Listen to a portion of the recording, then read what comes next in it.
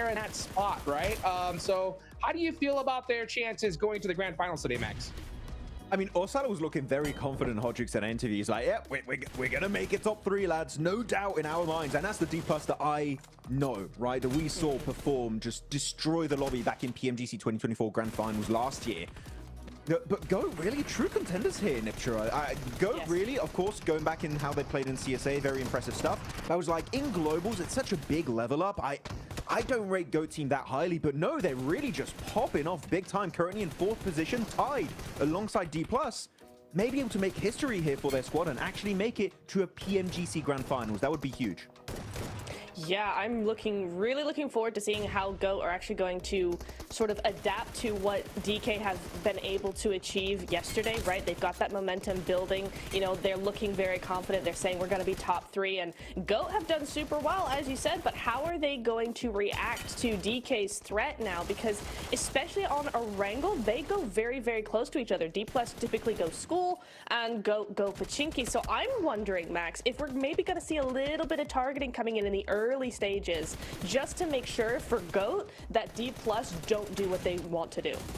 I mean, you have recall towers, right? If there's any point in time where you want to try and target a team with very small amount of risk, it would be Rondo. Just go for the 3-1 split. We saw, for example, Noki mentioned that he might try and do in their hot drop happening versus Falcons in Neox Factory itself. Could be happening, but here are the leaderboards. And again, the tie between GOAT D+ Kia is going to be an issue. But going in the middle of the pack, still anyone here, Hodgix, can realistically climb back up into top 3. So APG, our Alter Ego, GOAT, better be careful because they're going to be chased down big time today. Oh, yeah. I mean, I think that if any team sees one of these squads and once they get that elimination and realize who they are, I think they're going to go above and beyond to make sure they take them out. Because at this point, like any kind of friendliness, you know, it's over, right? Because it's all about trying to get that ticket straight to the finals. You want to avoid that survival stage as much as you possibly can. So for now, I think we definitely got to take a look at the top because that ticket is going to be super important. And you can see the different stats between GOAT and D+ right here. They are currently tied. I think they really cannot wait to get going, though. D+ took a couple games to get warmed up, but once they got warmed up, they were making it happen yesterday, Max. Yeah, I mean, definitely. Once they were getting in the swing of things after day 1, they were able to just perform so damn consistently on their second day. Look at that, 64 eliminations in 1 day, Niptura. That's absolute madness from this team. I think you said it also while we were talking before the show started. Normally, Nolbul's the standout player, but Chips, what a day yesterday. He was on fire. He was on fire indeed, and I just love seeing that kind of consistency come through. Consistency that I want to actually very much pay attention to here. We have the head-to-head from Nolbul and Rosemary, right? We have some incredible stats from them, but I want to focus on the points contribution. These two are MVPs, 24.9% to 23%. It means that even though they are the standout players, they're still contributing the exact amount they need to, which means every single other player is also stepping up, also putting in their 25% roughly, right? So it means that across the board, both of these teams super consistent individually. Everybody's pulling their weight, and that's what's making them so good here in the group green stage. Wait, before we go on anything else, did I see he has a 16+ minute average survival time, and he has a 2 elimination average? Like, the guy's alive a very small amount of the game compared to other people, and he's just popping off, Hodgix. That Rosemary, that was a great day. Day 2 was his day. Rosemary was going crazy yesterday, you know, and teams that didn't go as crazy, right, but definitely put up some points was Loops versus GS, right? These are the two teams right there on that cutoff stage, right? So in my opinion, Max, we talked about this during the Gauntlet, and I think it still applies here. In my eyes, we got 5 matches today, okay? I'm not gonna lie. We got 6 total, right? But that last game is always wild, right? Because there's going to be some teams that know they're going home, and it's just not going to be a traditional map of Miramar. I mean, in the Gauntlet stage, the final day, I think we had like 20 players after Circle 5, right? So I hope the teams watch the Gauntlet and realize that, you know what, we cannot mess about. We definitely don't want to be waiting to the last game, right? I mean, I remember what you were saying during the Gauntlet in the last game is like, we're not going to have any changes. That was our top 7, right? And that did end up being the case. So I would agree. You have 5 games, and then the last game is just going to be so hectic, so weird, so all over the place that it's really maybe not going to have a huge impact. But I'm still hoping one day, Hotchix, will see a team be desperate enough in that last game to try and make that jump up the leaderboards in that final match. Yep, well, they're going to be putting on some points, of course, on the Infinix GT30 series, the official gaming phone of PMGC 2025, engineered for precision, performance, and victory, empowering every gamer to hashtag be the one and hashtag outplay the rest on the global stage. Man, I'll tell you what, I'm so stoked for these games because things are going to heat up big here, Neptura. Now, we're going to go into Rondo, okay? For those of you guys that could be tuning in here for the first day, Sandhawk is over. It's all about Rondo. Look at the message boards. By the way, guys, make sure you go comment, hit those QR codes, and be a part of the conversation. Hopefully, you can see some of your names up here on the board. And I see OG, right? They have had a whole bunch of support here, Neptura, but they are in that danger zone today. They are in the danger zone, but not by much. If that win proves anything, it proves that they can do it. They are able to take advantage of zones and do what they do best. So I'm really, really hoping against hope here that they come back stronger today. It's the last day. They have nothing to lose. Just relax. Just go for it, Max. I mean, I'm seeing also Truce with his comment there on the board. Go follow Truce, by the way. Amazing PMGC content. If you want to stay up to date with everything, the guy definitely deserves a shout out. He does great stuff out there. So good guy in the community. GG's. Let's go. That's it. That's my shout out. I love it. I love it, right? And hey, you can maybe get a shout out too, right? So make sure you're a part of that conversation, guys. You know, put your word in for sure because these players are gonna need it. Keep it positive, man. I'll tell you what, these guys have worked all year long just to be able to get here. The pressure is through the roof right now, right? Especially for those teams on that bottom 5. They need all of your energy to be able to pull it out here. Because like I said, 5 games in my eyes to really put up those points. But back to what we were talking about earlier, Max. Rondo, okay? Sanok is gone. Rondo is here. Yesterday, we saw some of the most crazy Rondo plays I think we've seen all year. I mean, Neox Factory was such an oddity, right? The hot drop happening between that certain Pakistani team that I shall not mention and the side, of course, of... There was Loopsy even at some point, right? And then Falcons going into it. Very odd. I do like what Noki said. Of course, they're going to try and fix it here, Niptura, with that 3-1 split, which I think is definitely a big improvement. But are we going to see 3 teams in Neox once more? And are we going to have a double plane that was clearly an issue yesterday? If we have another double plane, this Rondo is going to be hectic. Yeah, it is. I don't hate the idea of a hot drop on Neox as long as you don't go in full squad, because I think none of the teams at this point, the way the leaderboards look, looking so close, I don't think they can afford to have that, potential risk of just going out completely, as we saw IC do yesterday. So I personally don't hate it, but they just have to be careful. You got to play it smart. Hot drop in on Rondo is fine. Just play it smart. Just do the 1-3 recall strat. You'll be fine. Yeah, make sure you have at least that one person to get that recall going, because for those of you guys that missed yesterday, the Falcons, IC, they hot drop. Falcons ended up getting 7 eliminations off the rip here, and that really helped them out because they're currently sitting in 9th place today. They got a little bit of a point buffer, but not enough to feel comfortable, right, Max?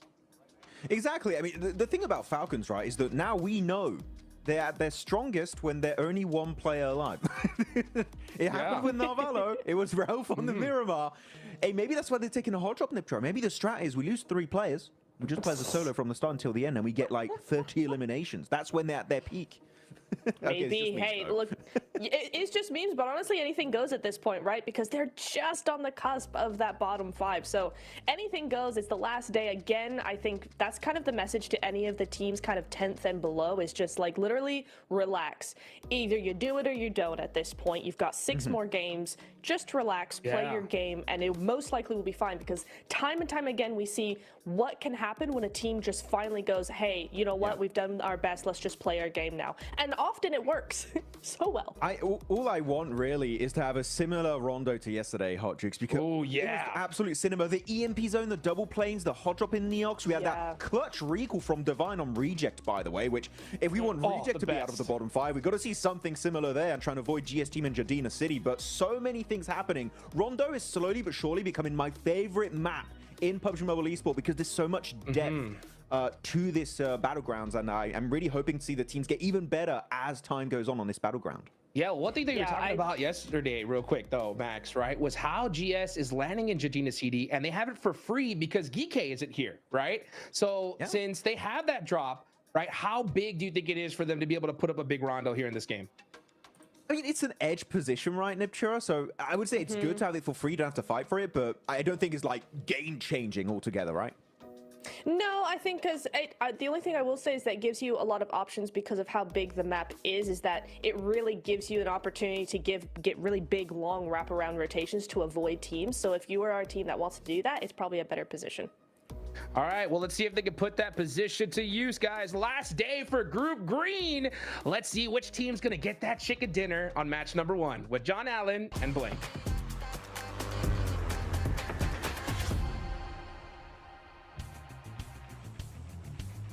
We are getting into Rondo. Of course, those recall beacons are up, live and kicking for the last time, potentially for some of our teams. Well, definitely for 5 of our teams here in Group Green. And they will be pulling every trick out of the hat. Hopefully, they'll be able to come up with something miraculous, but we'll have to wait and see. One plane this time around, Blank. We're keeping it simple. Yeah, over towards the north side as well. So it's nice and easy for a lot of our squad. But like you say, the last day now of Group Green, the final chance to get in towards that top 3. And you're right, it will be time to pull out all the rabbits out the hat here, because honestly, for some of these squads, they really do need something special today to get in towards that top 3 or stay out of the bottom 5. I think that is a big thing we have to consider here, is that unlike the Gauntlet stage, someone's going home, and not just someone, 5 teams. It is a lot of players that will be cutting out here, going through as we get further and further into PMGC. We've got Group Red coming up shortly as well. You know, the action never ends here over at PMGC. But first of all, we've got to conclude Group Green. Absolutely. Looks like we're going to be kicking off, though, with a hot drop already on the cards as the sprays start to fly. It's APG. Falcons set up in the middle. I think there's another team, Team Secret. All 3 of them playing around the test track right now. Really is anything goes to see if the Falcons can profit in the same way they did off yesterday's hot drop. They're able to get quite a few points going out. Like they are 1 for 1, but they do get that flush confirmed. And Koa may be resible here. Doc not quite with the angle to stop that one going through. We've got Reject and Gen G also on a hot drop flank. Reject looking to try and win it. Jakey around the corner against APG. Ziol, though, turns it, slaps him down with a machete as well, and gets the flush point on. Remember, these recalls still exist, and Team Secret immediately pulling one player back into the fold. Gen G not so lucky. Looks like 9Z also still have a player down, but we're not expecting those to stay down for too long. You can get straight back up. Falak, hang on a minute. I see it here as well. I didn't even see them, but they're in for the play, and IQ's able to find Ziol and get the flush. Yeah, unfortunate for Zol. Yeah, he actually got a full reset on the kit. I think he finished that fight with Team Secret there with 1 bullet left remaining in the magazine. Was able to get himself an S12K and a bunch of other stuff in the meantime, but not enough to keep them going.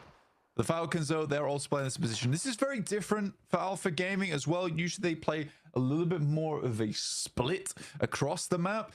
In this game, they're slightly more aggressive, trying to get more points on board. I think they understand that, you know, they want to get ahead. I think right now they are far enough ahead that with maybe 2 games at 10 points, they sort of secure themselves in that top 3 with the way teams are chasing, because it's a lot of profit multiple teams have to make. Because if Alter Ego and Go catch up to them, it doesn't really matter all that much. They would have to have Alter Ego, Go, DK, as well as Inner Circle all doing extremely well to knock APG out. So we can kind of stop talking about APG for the time being. We're more focused over towards D+. Seven made a hilarious video yesterday where D+, you know, trying to bulldoze their way back in towards that top 3. The teams are trying to hold them out for the time being, but they're doing a good job and tied now with Go in 3rd. Oh, Koa is betrayed against Falak. I barely even saw a sliver of him, but Koa saw enough. And he gets the flush as well. That is nasty coming through from Koa. I mean, Falak's got to feel pretty bad about that one. He should be able to get the res again. That recall is going to be such a major factor moving forward into PUBG Mobile in the ecosystems that we see. You can see immediately Falak is recalled. They have that outpost on lockdown.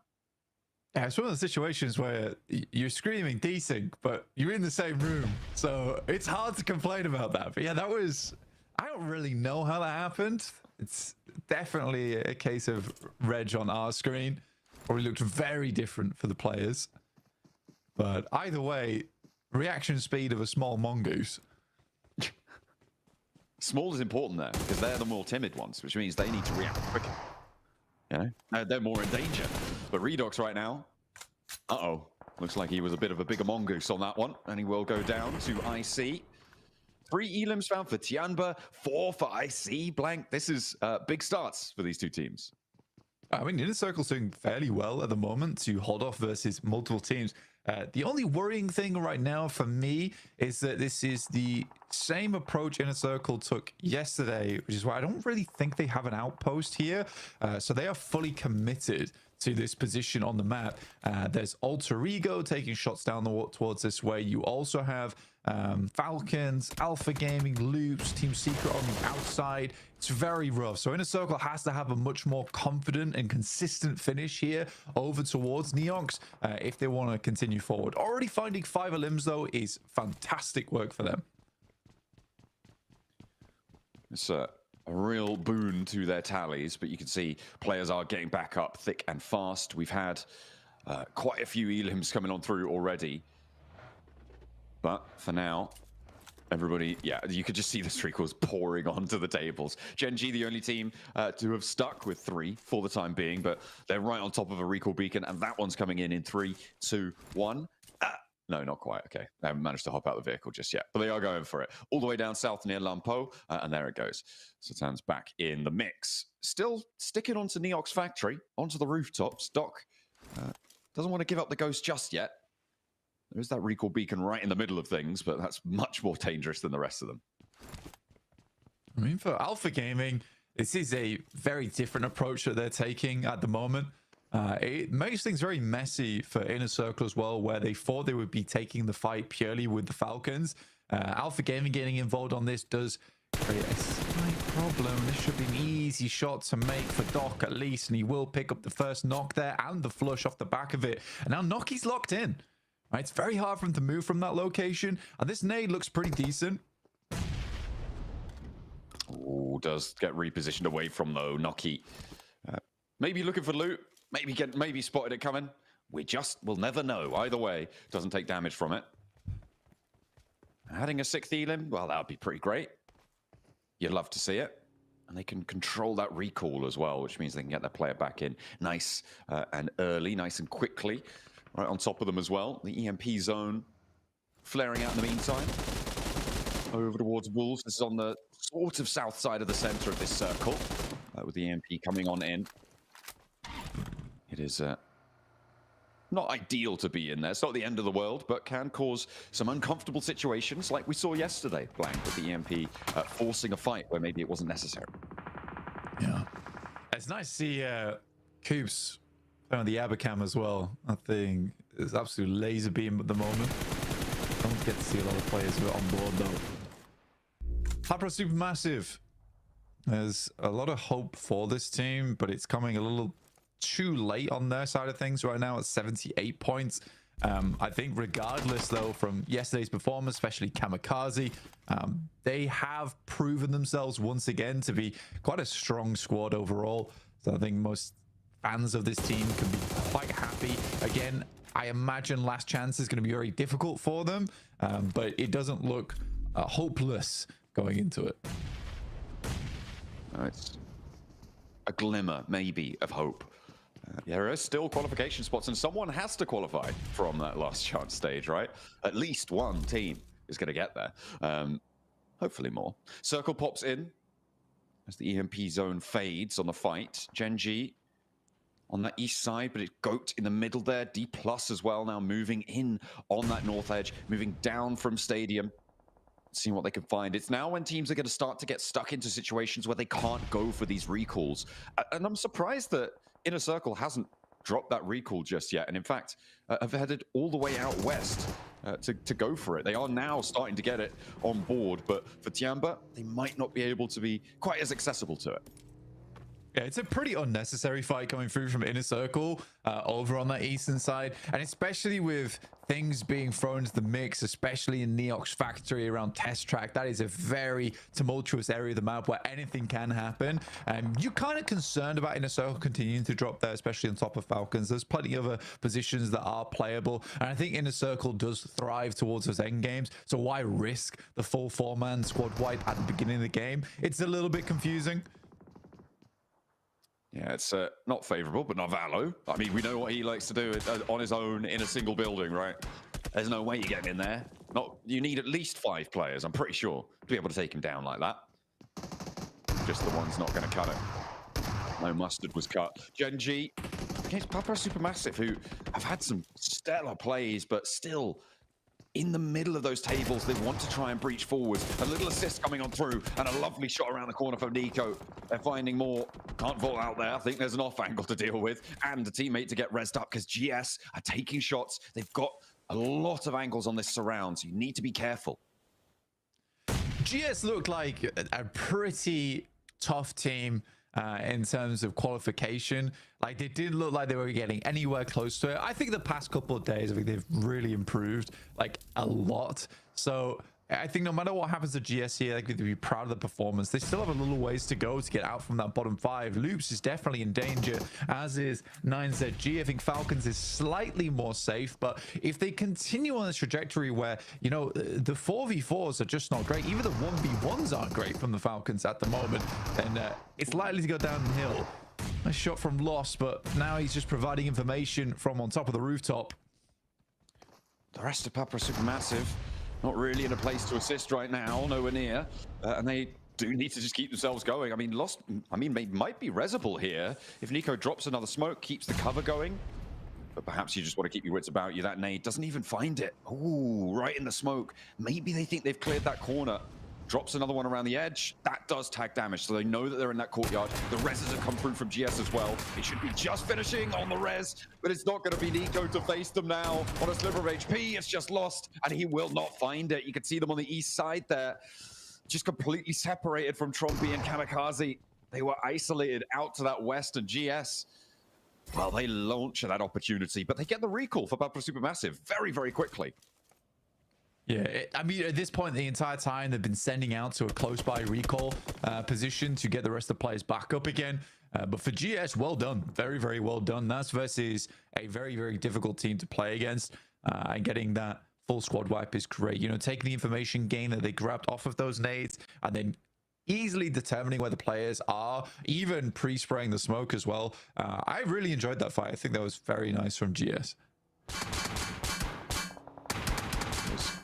Well orchestrated.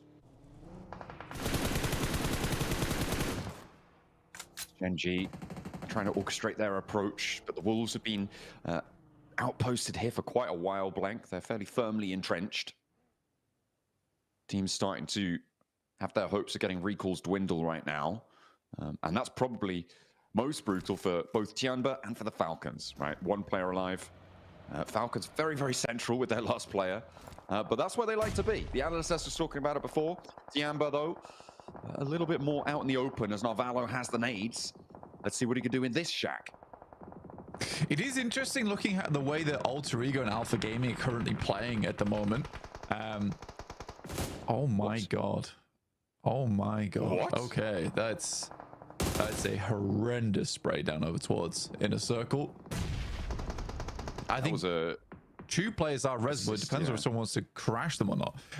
Either way, what I was saying about Alpha Gaming and Alter Ego is they're both playing very slow on the outside edge, and this sort of makes sense to me because realistically, Rondo is one of the best trampolines when it comes to accelerating your point scoring at the start of the day. And a lot of times that can be the make or break between getting in towards a top spot. Now, for Alter Ego and Alpha Gaming, what they're more concerned with this game is basically keeping other teams down. Right, so they're playing very much on the outside edge. They're not looking for central positions. They just want to make this game as scarce as possible for other squads. They don't want to get too aggressive here. They're just looking to injure, to cause casualties and slow this game down to a crawl, which makes complete sense to me. Ooh, Inner Circle really suffering here. Reject have great angles towards them. They're just getting knocked and re-knocked repeatedly. And they're chasing for that third place bubble, Blank. I mean, look at the score lines right now. You got third place at 97. They're on 91 right now. They earned 5 points right at the start of the match. They were feeling themselves, but they're really crunched in here. It is nasty on that western side. A lot of teams very, very close by to one another. A little bit more free and easy on that eastern side, but still no walk in the park. The circle keeps that crunch in the middle too, and Reject are going to further commit down towards that area. As players starting to fall out now, recalls become almost impossible for most of our teams at this stage. APG wanting to get Zjol back up. They are staying completely together here, but Gen G going to try and split them up. Quick, up onto the tree. Dammy on the high ground. A lovely nade comes through from Refus. It finds him around the trunk of the tree. There is a trade still, and Zjol is flushed. But can there be retribution? Can APG find their feet here and stay up in that first place spot? Because Satan's already found Doc. Wolves might chime in as well. Look at that flex out. Slightly whiff nade there coming through from Refus. Reject with Regiocio will pick up one of those elims. Looks like Alpha Gaming is more than likely to go down here on the outside edge on the south side. Again, you're just trying to make sure this game is as stagnant as possible. And for teams that really want to climb up, they're likely looking for a central position anyway. So you are just gifting points across the teams that aren't really all that influential on the lobby. I mean, the Wolves are currently on 79 points, but these eliminations are getting passed around very equally right now. It's a much slower rondo than what we're used to. But again, I think at an international lobby, this makes a lot of sense. And I wouldn't be surprised seeing this type of meta start to develop in personal regions, right? You know, where on that final day, rondos are a lot quieter because you don't want to be giving away those massive chicken dinner games. I mean, yeah, we saw yesterday as well a lot of big starts and then not going too much further. There were a lot of 8-9 elimination teams that were down early into the game, right? That were completely flushed out.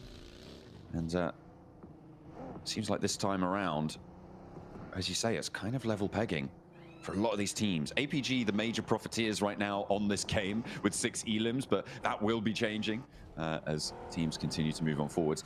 Inner Circle have managed to patch themselves back up, Blank. In the meantime, whilst all of that chaos unfolded on the south side circle, they've patched themselves up to 3 players alive. They've got control of their building. Reject flexed a little bit further away, and now they're regrouping out, which has alleviated some of that pressure. In the meantime, though, Alter Ego fighting for the podium spot with D+, Blank. Yeah, who have now passed GOAT as well. Third place for D+.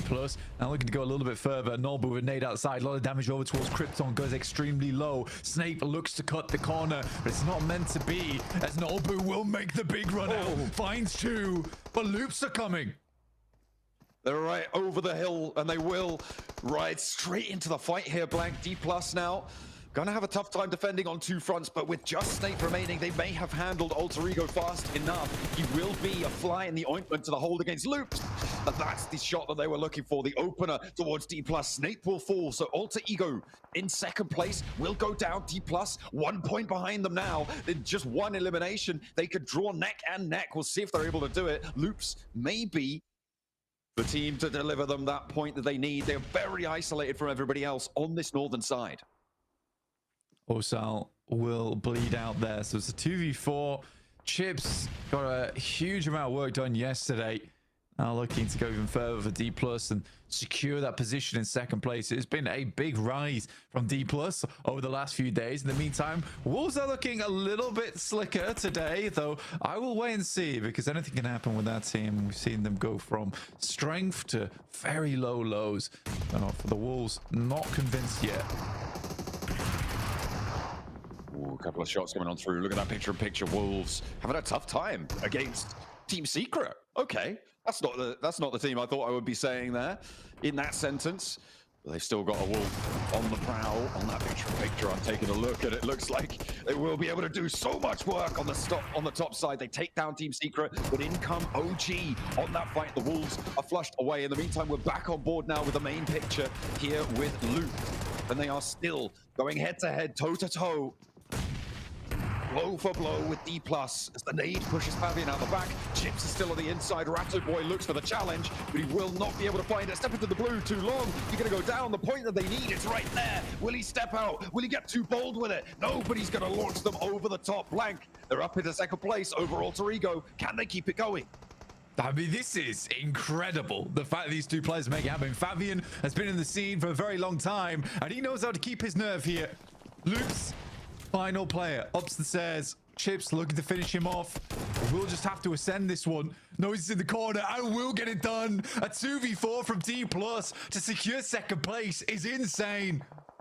How much further can they go? There's not too many people on this northern side. They don't have the meds. I'd be surprised if they even make it out of this blue zone, Blank. I feel like for Chips, he's just trying to find a first aid right now to heal himself in, because there is a long way to go. There's about 200 to 300 meters to dash across, and that's if he makes a beeline with no caution thrown towards cover. This is nasty for D+, but they've got 9 elims already, Blank. And this, as you said before, is a great result to get up into second place, away from GOAT, away from Inner Circle. Inner Circle quite likely to go a lot further, though, so it could still be a worry. Jump up, backpack. Pick it up. Put it on. Right now. Thank you. Oh, okay, it's not going to last too long, though. That's a clutch jump backpack. For sure. I love it when he's going for the first take and he's like, wait. That's actually going to save. That's fine. That's good. That's good. Okay, so Gemma Pack will get D+ even further into this match. All right, I love to see it. Apparently, we saw a cover flare not come through, which I can only imagine came from around this area. Not sure if it was from OG or the Wolves or Team Secret, but either way, cool to see. In an international tournament, someone getting crushed by the mighty Dorito. For OG, they cleared out rejects. It's good, right? You know, 13th place, but 7 elims at the start of the day here is very, very nice for OG. It looks better. I think the most concerning thing is that Wolves were losing the fight to Team Secret. And I think it's fair to say that Team Secret has the worst firepower in the lobby right now. So that is definitely concerning for Wolves. They did hold a stronger position than them, and they were pushing into, but since everyone else that Team Secret has played against they've just fallen over. Yeah, it is concerning for Wolves. Yeah, it's not ideal. They did get a couple of points on this match. They did get 7 elims, Blank, so it's not all doom and gloom for them, but they did want to stay stronger into that fight. With OG rolling in, though, I mean, it's a pretty tough task. OG isolated on the outside. A team that is definitely not isolated on the outside, though, is Papa Supermassive, but we have to talk about them in a minute, because GOAT are crashing onto Narvalo, and this is basically an even match. He's got a building to play around, Blank. We'll see if they're able to do it this time around, see if they can get rid of him. He's locked in, but it's going to be the assist coming on from his enemy team. His opponents are doing the work for him. They step in, and this guy just can't be taken out of the building. You just can't do it. From across the way, Papa Supermassive have to get a little bit naughty, but that was floundering on the approach coming through from GOAT. Oh, I guess he wants to get the elims, but it's so greedy. Are you seeing the team pushing onto you, getting blasted? Like, you miss out on a placement point from the back of that as well. So yeah, it's a bit annoying. I think he realized that momentarily. I think he just thought to himself, you know what, I'm just going to try and get some elims. Sick of playing as a solo for my own squad. I'm going to go out in a blaze of glory. For 9ZG, this is a very important game. It's 10th place in the lobby. 69 points right now. If they can get themselves a little bit further, you know, get towards the middle of the pack, they do separate themselves away from some of the others chasing. That includes Loops, who are in a lot of danger right now, especially versus OG, who look to move themselves out from the bottom 5.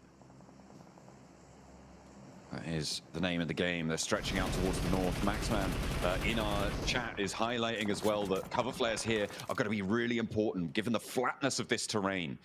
He's going to be looking out for any more, well, first of all, any more emergency flare knocks, but also using that cover effectively. So I'm sure we'll get the Maxman breakdown of the D4s littering the battlefield over on the analyst desk, but it has to happen first. That's what we're here for. Goat's trying to go for another crash, another roll up to the pagoda, out in the open. And IC not able to control that, not quite finding the spray down with IQ on that rooftop. Yeah, I mean, you would have hoped for a little bit more damage there coming through from Inner Circle, but the fact that they've got themselves up towards the top 6 is already quite useful. I think the main two teams to look at here is Go as well as Inner Circle, both chasing for that second and third spot, and it's really not that much of a stretch that they need to go. They might even just find it off the back of placement points here, but this is a fearsome fight between DK, Alter Ego, Go, and Inner Circle for the top 3. Absolutely is. Although at the moment, Blank, it shouldn't be on their minds about getting into the top 3 now. It should be about maximizing point gain in this match, right? It's great that you can get into top 3, but if you're making a play like, oh, let's just get a couple of points so that we can be in top 3, sure, it's a nice, warm, fuzzy feeling, but you might have given up the opportunity to get 7, 8, 9 points on the game, where that would be a lot more comfortable moving into the future. A hard Northwest shift does assist both of these teams, but unfortunately, Papra Supermassive have started to play the game here, Blank, and now just one player left on Inner Circle. I think Papra Supermassive done a great job to sustain in this match. Lost will take down Falak. The big man from the squad in the circle now just down to 1 in T24, who has been fantastic when it comes to the shots, but it's not enough versus 4 teams. I think for Inner Circle, for them, you know, they're trying to get up towards the top side of the lobby. Sadly, though, that position was very rough to play versus Papra Supermassive, and they were trying to get shots wherever they could. For GOAT, this is an extremely tough cross, but getting one of their players in Twix down towards the south side is miraculous, and also fantastic timing from them, right? They pulled out the stopwatch, clicked it as soon as they heard the fighting happening over on that west side, and sent Twix out. So that anchor is really important. Good shots there from Killer Joe. Oh, able to do so much damage to OG on the approach in a time where they need the points as much as they can get. 7 elims already on the game, Blank. Again, it's not all doom and gloom, but in the bottom 5, it's still really, really uncomfortable. GS also fighting to get out of that bottom 5 spot. They are now 1 point behind Loops. They're guaranteed to get up over Loops this game with the placement points that they're already guaranteed. The question is how far? And nades coming through from OG, making it a little bit harder. It's so cool seeing like a lot of the top teams fighting out for this one, but then looking at a lot of the bottom teams with 9Z, who are in a bit of a struggle bus at the start of the day. GS and OG both looking to make it happen. Both teams who have seen improvement over the stage of Group Green. I think GOAT may be done for in the near future, though. They'd have to find a knock over towards 9Z if they wanted to hope in hell of getting out there. But at least getting Twix towards the central position does guarantee them at least like a top 4 here. I mean, it's on smokes and cover flares. Like, they might be waiting for other teams to move and covering off Twix's angle, right? I think, are they just in this circle?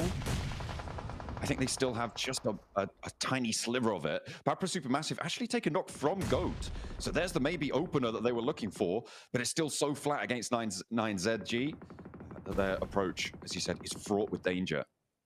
I have to try and find something. In the meantime, OG holding the south as well.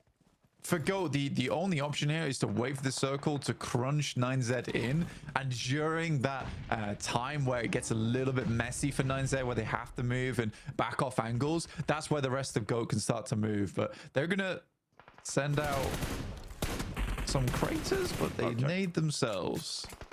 Yeah, that's not gonna work out for GOAT. Oh dear. With the placement points they've got already though, Blank, they are in the top 3. Yeah, they tried to pull it in a circle there. Sadly, a little bit of a bounce off the wall kind of ruins their whole day. That's a bit sad. But again, I still think it's a top 4 with Twix involved. GS trying to get around the side, but it's a nasty nade from Maru. Goes over towards Icon, will take him out. And now ESO looks to find these shots through the window. Maru steps out wide. Patient, though. Good. A really, really nice rotation there, getting through. Loving the ghillie suit on Rondo, by the way. Don't see too much of it. The blossoms looking pretty for Aru. Almost as pretty as his peaks there. 9 elims now and a 4th place guarantee. This is the game that OG needed to jet out of the bottom 5 Blank. They want to keep climbing. They want to go as far as possible. Again, it's nice not to be there now, but it's about getting as many points under the belt as humanly possible to set yourself up for safety later on. Because with only 6 matches, including the conclusion of this one to go, it's got to feel good that you're into the top 3. maybe a second place on the cards if Papa Supermassive can hold it out against 9ZG. Yeah, I think for OG, it's been really nice. And so far, a lot of these pieces they're going for are covered off by their teammates. And it's looking a lot cleaner on their approach towards these engagements. They're not trying to take fights that they know they're not comfortable in. And they're still keeping up that great macro that we know that they have. It is sad where this is almost an impossible location to push out from. But what I am glad about is that they've tried to make a move. A lot of times in the past, I think OG would have just sat there and waited for the blue to envelop. But they actually went for something, and that's promising to me. I mean, they saw those players drop. They knew attention might be distracted, might be a little bit split. That was as good a time as any, but unfortunately did not go their way. Papa Supermassive, they've held this building for so long. 9ZG have been on the outside, but 9ZG are giving it a damn good go here. Nico is knocked. Lost was taken down earlier. Nico on the off angle, very unlikely to be resable there. Kamikaze feels the bounce of a nade of one of the tetrahedra littering the battlefield, and another nade for 9ZG. This is again another campaign to get away from the bottom 5 spots, and that is a brilliant conclusion for 9ZG. Papa Supermassive get a decent chunk of points as well, but they could not leave their compound. They held it strong, but they just weren't allowed out the front door. I mean, for 9Z, this is a big game for them. They needed it from where they were in the tables. That's more of a survival win for this team than anything. For Papa Supermassive, though, it does send them a little bit further up towards the top of the tables. For OG, a little bit more aggressive, a little bit more respectful of some of the teams in the lobby as well. But overall, some promising moments, I would say, from that squad. I'm not going to say too much right now because I need to see more out of that team today if they're going to make it out from that bottom 11. But the journey has begun. The journey has begun. Absolutely. Some very important matches coming through on the Rondo, and that's what we wanted to see. There was no team blank that got 0 eliminations. Everybody got at least 1, and that's what you want from a Rondo, right? It's pure entertainment value.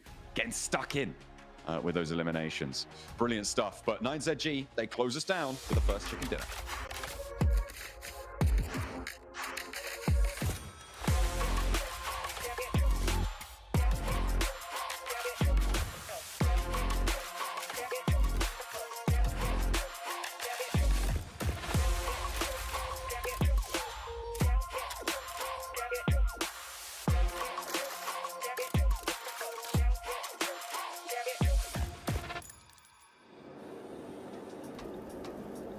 And 9Z get the chicken dinner off the rip today. Man, this has to feel like such a relief for the squad. They were in 3rd place after day 1, and in day 2 just couldn't get it done. So to finally make it happen here in the final hour is just so huge for this team, Neptura. It really is. I love how they've played this. Very careful, very consistent across the game. I love in particular how they, like, in maybe phase 4, I think it was, they saw there was a compound in the middle of circles that was open, and you can see just the beeline of rotation going straight to that position and holding it. It's so decisive from them. It shows that they're really thinking about it, they're being proactive, and it's what got them the win in the end, Max. I mean, there were barely any compound free the moment you spot one that is available. Just like beeline for it, just like yoink, mine for the rest of the game. And you know what? It worked out great for 9Z Globe. And actually, we do have to say, Niptro, by the way, looking at the stats, great stuff from Milos. He popped off this game, 5 limbs, over 500 damage. He was on fire this match. But 9Z was slipping ever since the first 2 strong games on day 1 for Group Green. They've been invisible. We haven't really seen a much presence from 9Z Globe here from Americas, and it's good to see a little bit of a redemption game here because they were in 10th position, Niptura, meaning a few more bad games, they would be in the bottom 5, which of course would send you home. So good to see a little bit of a redemption arc here on this Rondo game. Yeah, it's really nice to see that they recognize that this game was so important because you are going to have those teams that are slightly below you on that cusp of the bottom 5 or even the bottom 5. Those teams as well are really going to be trying to step up and try and take as many elims as possible. So it's nice for them that they recognize that and went, hey, actually we have to have a really good, strong game here because otherwise we are going to fall behind. We don't want a repeat of day 2. Yeah, I mean, well, there's so much to talk about with this match. This Rondo felt completely different from the first 2 in my mind. At least I don't know what you guys think about that one. It started off with Alpha Gaming, though, right? Instead of normally dropping all their players in Yulin, they send 2 to test track. What do you think about that, Max? I was just seeing someone again get shot while parachuting down. It's been happening a lot on Rondo. I don't know what they did about the trend, but no, this hot drop between the certain Pakistani team I shall not name. Then you have APG, you have Team Secret, you have Falcons. It's hectic. It's all over the place. I love it. More of that, please. Absolute mayhem on the battlegrounds here for Rondo, but it was cool that we saw, especially for that certain team going for a little bit of a backup plan, which is, you know, going for the recalls up northwest away. It didn't work out for them yesterday, Niptura. This time around, they had a game plan, and you know what? They got very far in this game. You love to see it. Yeah, and I really like here we see that crash. It's such a difficult building.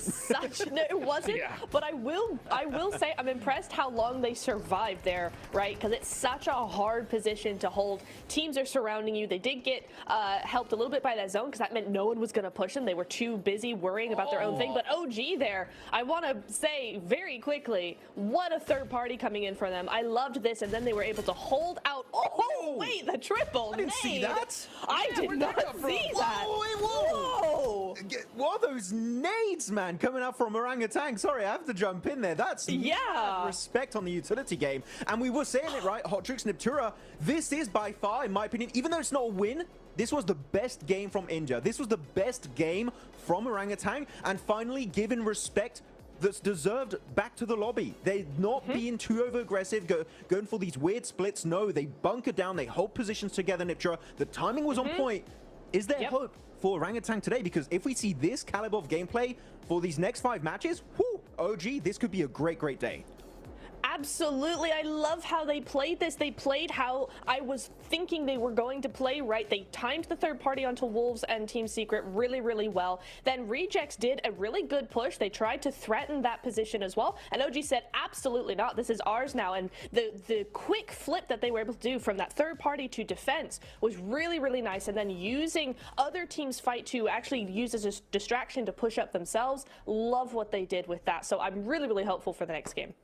Oh man, I'm so stoked for this one as well. Milo's getting that 5 eliminations. This man popped off this match, and I'm telling you, OG could not have done that game at a better time, right? Loops, remember, they were that cutoff team. They had 61 points. In this match, they only got 3. So OG are for sure going to be jumping up the leaderboards, right? GS had a good game though as well, so it's still going to be a fight at the bottom pretty much all day long here in my eyes, Max. Yeah, it's just gonna be they're gonna cannibalize each other, just like we want to leave the bottom 5, please. Actually, they're not even able to make it happen just yet. They're still gonna be down there in 13th position. They were in 13th position before this game, but that gap has closed, Niptura. You're 6 points away from possibly being in that middle pack here to go for the last chance. Top 3 out of the question. Last chance, that is your goal, that is your objective here. And Orangutan, 6 more points, which is doable with the way they were playing this match on Rondo. We need to just see a bit of a follow-up after that great game. No, we absolutely do, but I just want to point out very quickly, we saw DK say, hey, we're going to be top 3 at the end of the day. They're top 3 game 1. They're now in second place. They've pushed Alter Ego down. Goat still hold on to their 3rd, but D plus Kia looking good for finals. If they can just hold on for 5 more games, they will have done what they set out to do. Yeah. I like how Goat team are the immovable object in this one. They're just D+, jumping 2 ranks. Alter Ego dropping 2 ranks. They're not budging from that 3rd position right now. And Twix, I want to highlight Twix real quick. Yes. This guy was just sent as like the rabid dog of this team. Is just like, you go forward and you just nade everyone. He's like, got you. He's like John Wick in this lobby, and he's getting insanely accurate nades on Papara Supermassive Blaze in particular. This guy was on fire, and you know what? I do wonder if they can maintain a position in the big 3 today, Hotrix. Yeah, you know what? As long as you don't, knock your team by shooting your own vehicles, stuff like that, we can gotta get that stuff fixed. I think for sure we're gonna see them continue at the top. I mean, Goat have been crushing it here so far. They gotta watch out though. I mean, you got D+ now entering the fray. Alter Ego are gonna step up here when it comes to Aaron Gale, so a huge threat at the top. I do want to talk a little bit more about the bottom, right?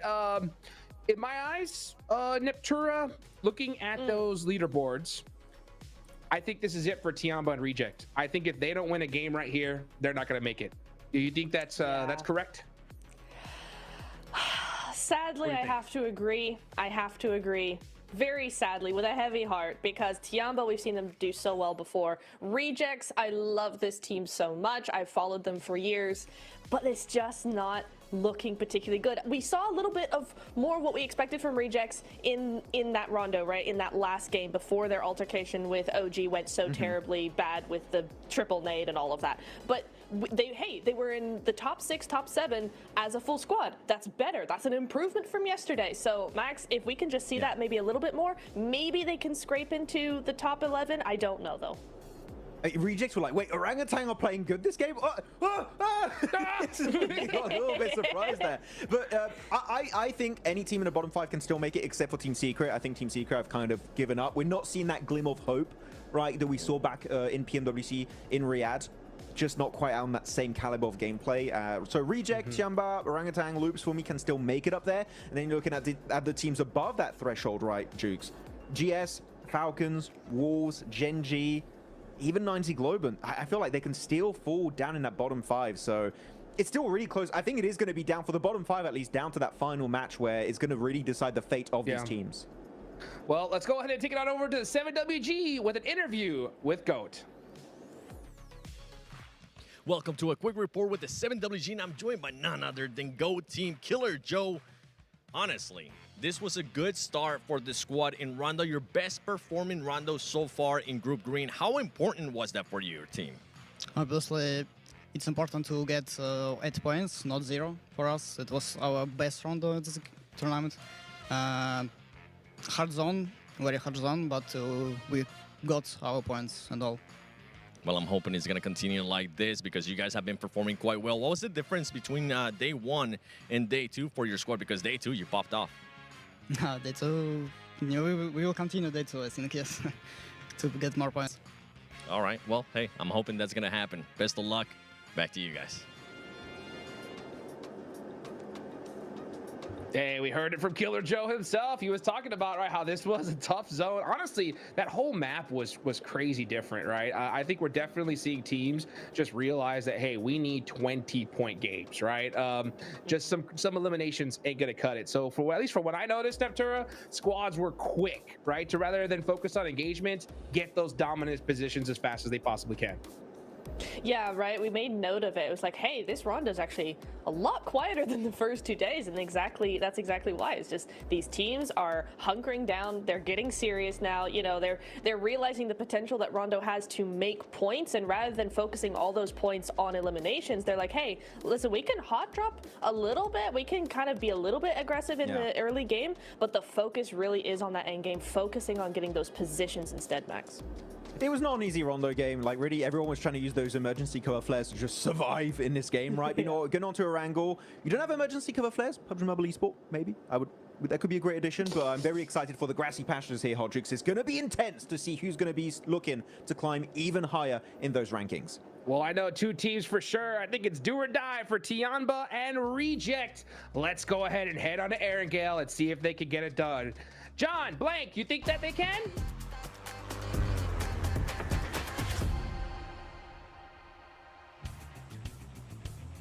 Hey, you know, anything's possible. Why not? Give it a good go. Give it your best. That's what you're here for. At the PMGC, plenty of teams will try and stop you, get in your way, tackle you to the ground, and drag you down with them.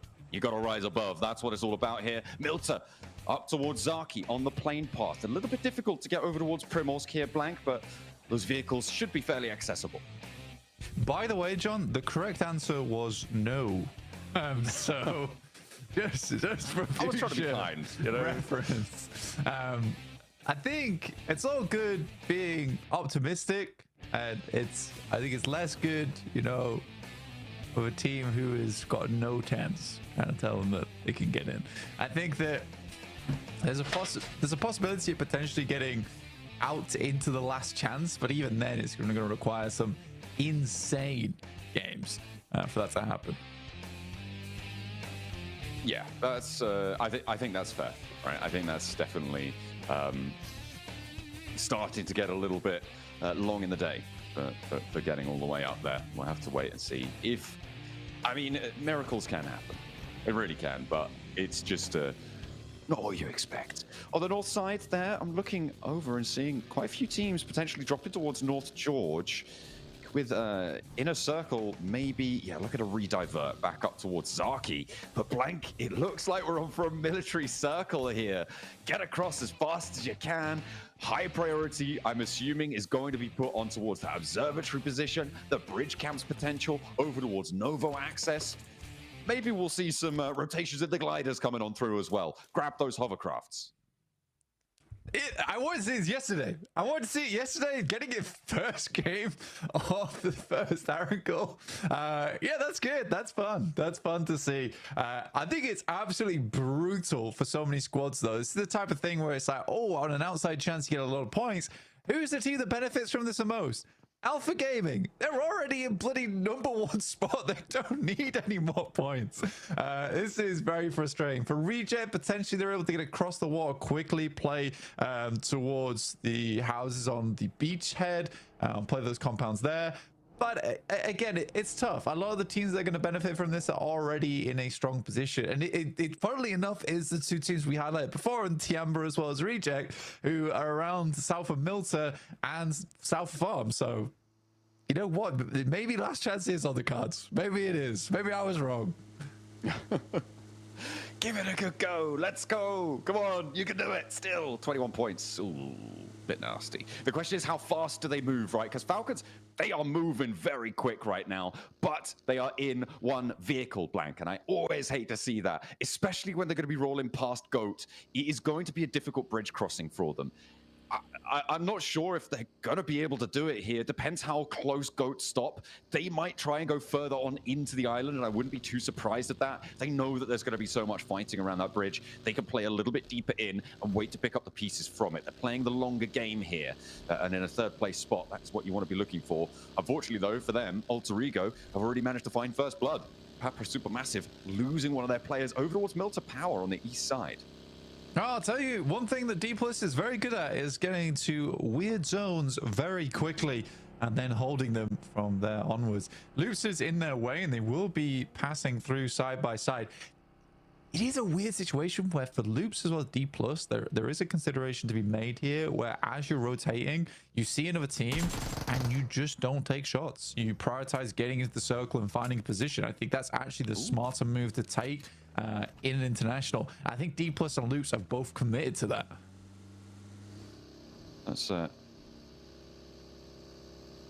little roll up there, as we saw from Falcons. They're still in their one vehicle, Blank. The thing I didn't take into account, though, to be fair, is that Goat will not have had time to loot that much, right? So they're not going to be super prepared to go for that hold. It's not like you're coming in a minute, in 2 minutes time.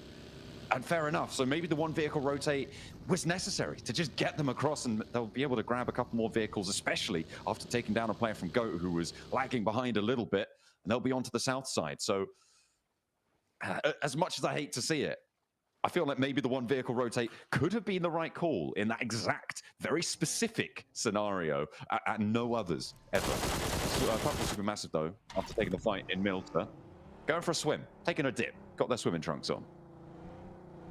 Yeah, that's it. That's a long swim as well. And with Tiamba holding Novo, I mean, that was a pretty obvious hold as well. Oh my God. Of Doran with the iron sights at that range is something else. That's that is pretty special, for sure. I mean, you just always love to see it. You love being surprised like that. Every single time, even though you kind of expect it from teams at this caliber, it's always pretty on the screen. Wolves moving in, trying to hunt down Claws. He's hiding behind the rocks. He's having a good time by the ocean. Actually, he's not having a good time. He's having a pretty terrible time, but might be a little bit safer than he once was, because all four of the Wolves are here, and they are playing hide and seek. It's sardines right now, and Claws desperately doesn't want to be found. As we have a little replay as well. This was when Papra Supermassive lost their player. Claws with the fight around the corner. Yeah, no, it's never happening. Not in a million years. I appreciate the restraint from Papra Supermassive there. It was like, I want to slam the desk. I'm not going to slam the desk. Fair play to him. But yeah, that's rough. Definitely rough. Definitely a classic, though, from D+. getting in towards this zone nice and easy. I think I respect Loops and D Plus a lot more after that push. I think you might have seen... Oh, Reefus. You might have seen in a regional tournament, you know, the Loops stop short and trying to hold out D+, but I think in international, it's a very smart maneuver from both those teams. Just shake hands and be like, well, you know, we could either make this very difficult on both of us, or we both just look for separate areas to go. And even D+ respected it. They saw that Loops wrapped down towards the south side, so they thought, oh, we'll wrap over towards the north. In those few scenarios, it is sometimes nice to, you know, make a friend on your journeys. No friendly attic for Goat, though, as they have more of Falcons to deal with. Ooh, the Fallow. Giving me a scare there. Redox goes down on the first peak, and with 2 pump actions, not peaking at the same time, did not quite work out for them. But they'll be able to get that res. And another player for Goat falls. This is all good news for Alter Ego. I wonder what vehicles they're in right now, Blank, because they are all the way over towards Milter Power still. Hopefully they've got a hovercraft at best, maybe a boat at second best. Could it be a glider time yet again? As teams are starting to compound now onto the military island, DK are taking that northern side, that north and eastern side, rather, of the military base itself, moving up into the hills. Observatory is found by Loops, and Tiamba are in the foothills over towards Novo. And there is one boat there for Alter Ego, which could take the entirety of Alter Ego across. Why a few of these locations are cut out, though? I think for Alter Ego, it's likely going to be a heavy, wide swing towards the west of the island. But decent sprays from Coops. Decent sprays from Coops as in a circle to estimate their way across. But again, I think for Alter Ego, I don't think they'll know to make this wide swing to the western side. I think they'd imagine that a lot of the west here is taken up by players. I didn't mention it very much there, but I am very surprised that Inner Circle just like fly past Wolves. Yeah, I was thinking that the whole time. Yeah. It's got a knock though. It's yeah, Inner Circle do lose 1, but yeah, you're right. How have Wolves let that happen? They overcommit maybe to finding that solo. Phew, Wolves though, you're just like, well, now our life's a little bit more difficult. There's a lot of teams down here. Now we're kind of one of the last to enter. Yeah. Actually, they didn't even get the flush onto the Inner Circle player. That was picked up and put in a vehicle very quickly. I thought that was knocked on the bridge, but seemed like it was a little bit safer than I thought. Yeah, basically horrendous for Wolves, honestly. Why have they done that? Coops, why would you do this? Why would you do this, Coops? Oh, dear. Alpha Gaming, though, I think I'm a little less impressed. I mean, losing a player to D+ that early is a little bit sad, especially being the team that plays Sosnovka as well. And for Alpha Gaming, they're now down to just 3 players. I think Reefus is actually a pretty critical component of the team as well, in terms of finding those picks. I think he does enable the team to be so successful at times. I did about 4 more C's in that successful than was necessary as well. That's an interesting approach here. Alter Ego, taking a leaf out of the Alpha 7 playbook. Take it to the skies. And I mean, on the east side, it kind of looked a little bit occupied, but it was Papra Supermassive who they scrapped with earlier, right? And they're very, very split. The landing actually fairly smooth, but Rosemary, I mean, he's taking damage from somewhere. I think that might be in the blue zone earlier on, but has 5 bandages, a stim ticking him up as well. Did you miss Alva just falling out the plane? I think I did, actually. Blank, I was looking at the map feeds. That happened? Oh, dear. Yes. That's okay. That's really, really bad. Rosemary, what are you doing? Figure it out. Well, I don't think it's Rosemary's fault. I think that Alva just ejected in some failed James Bond movie.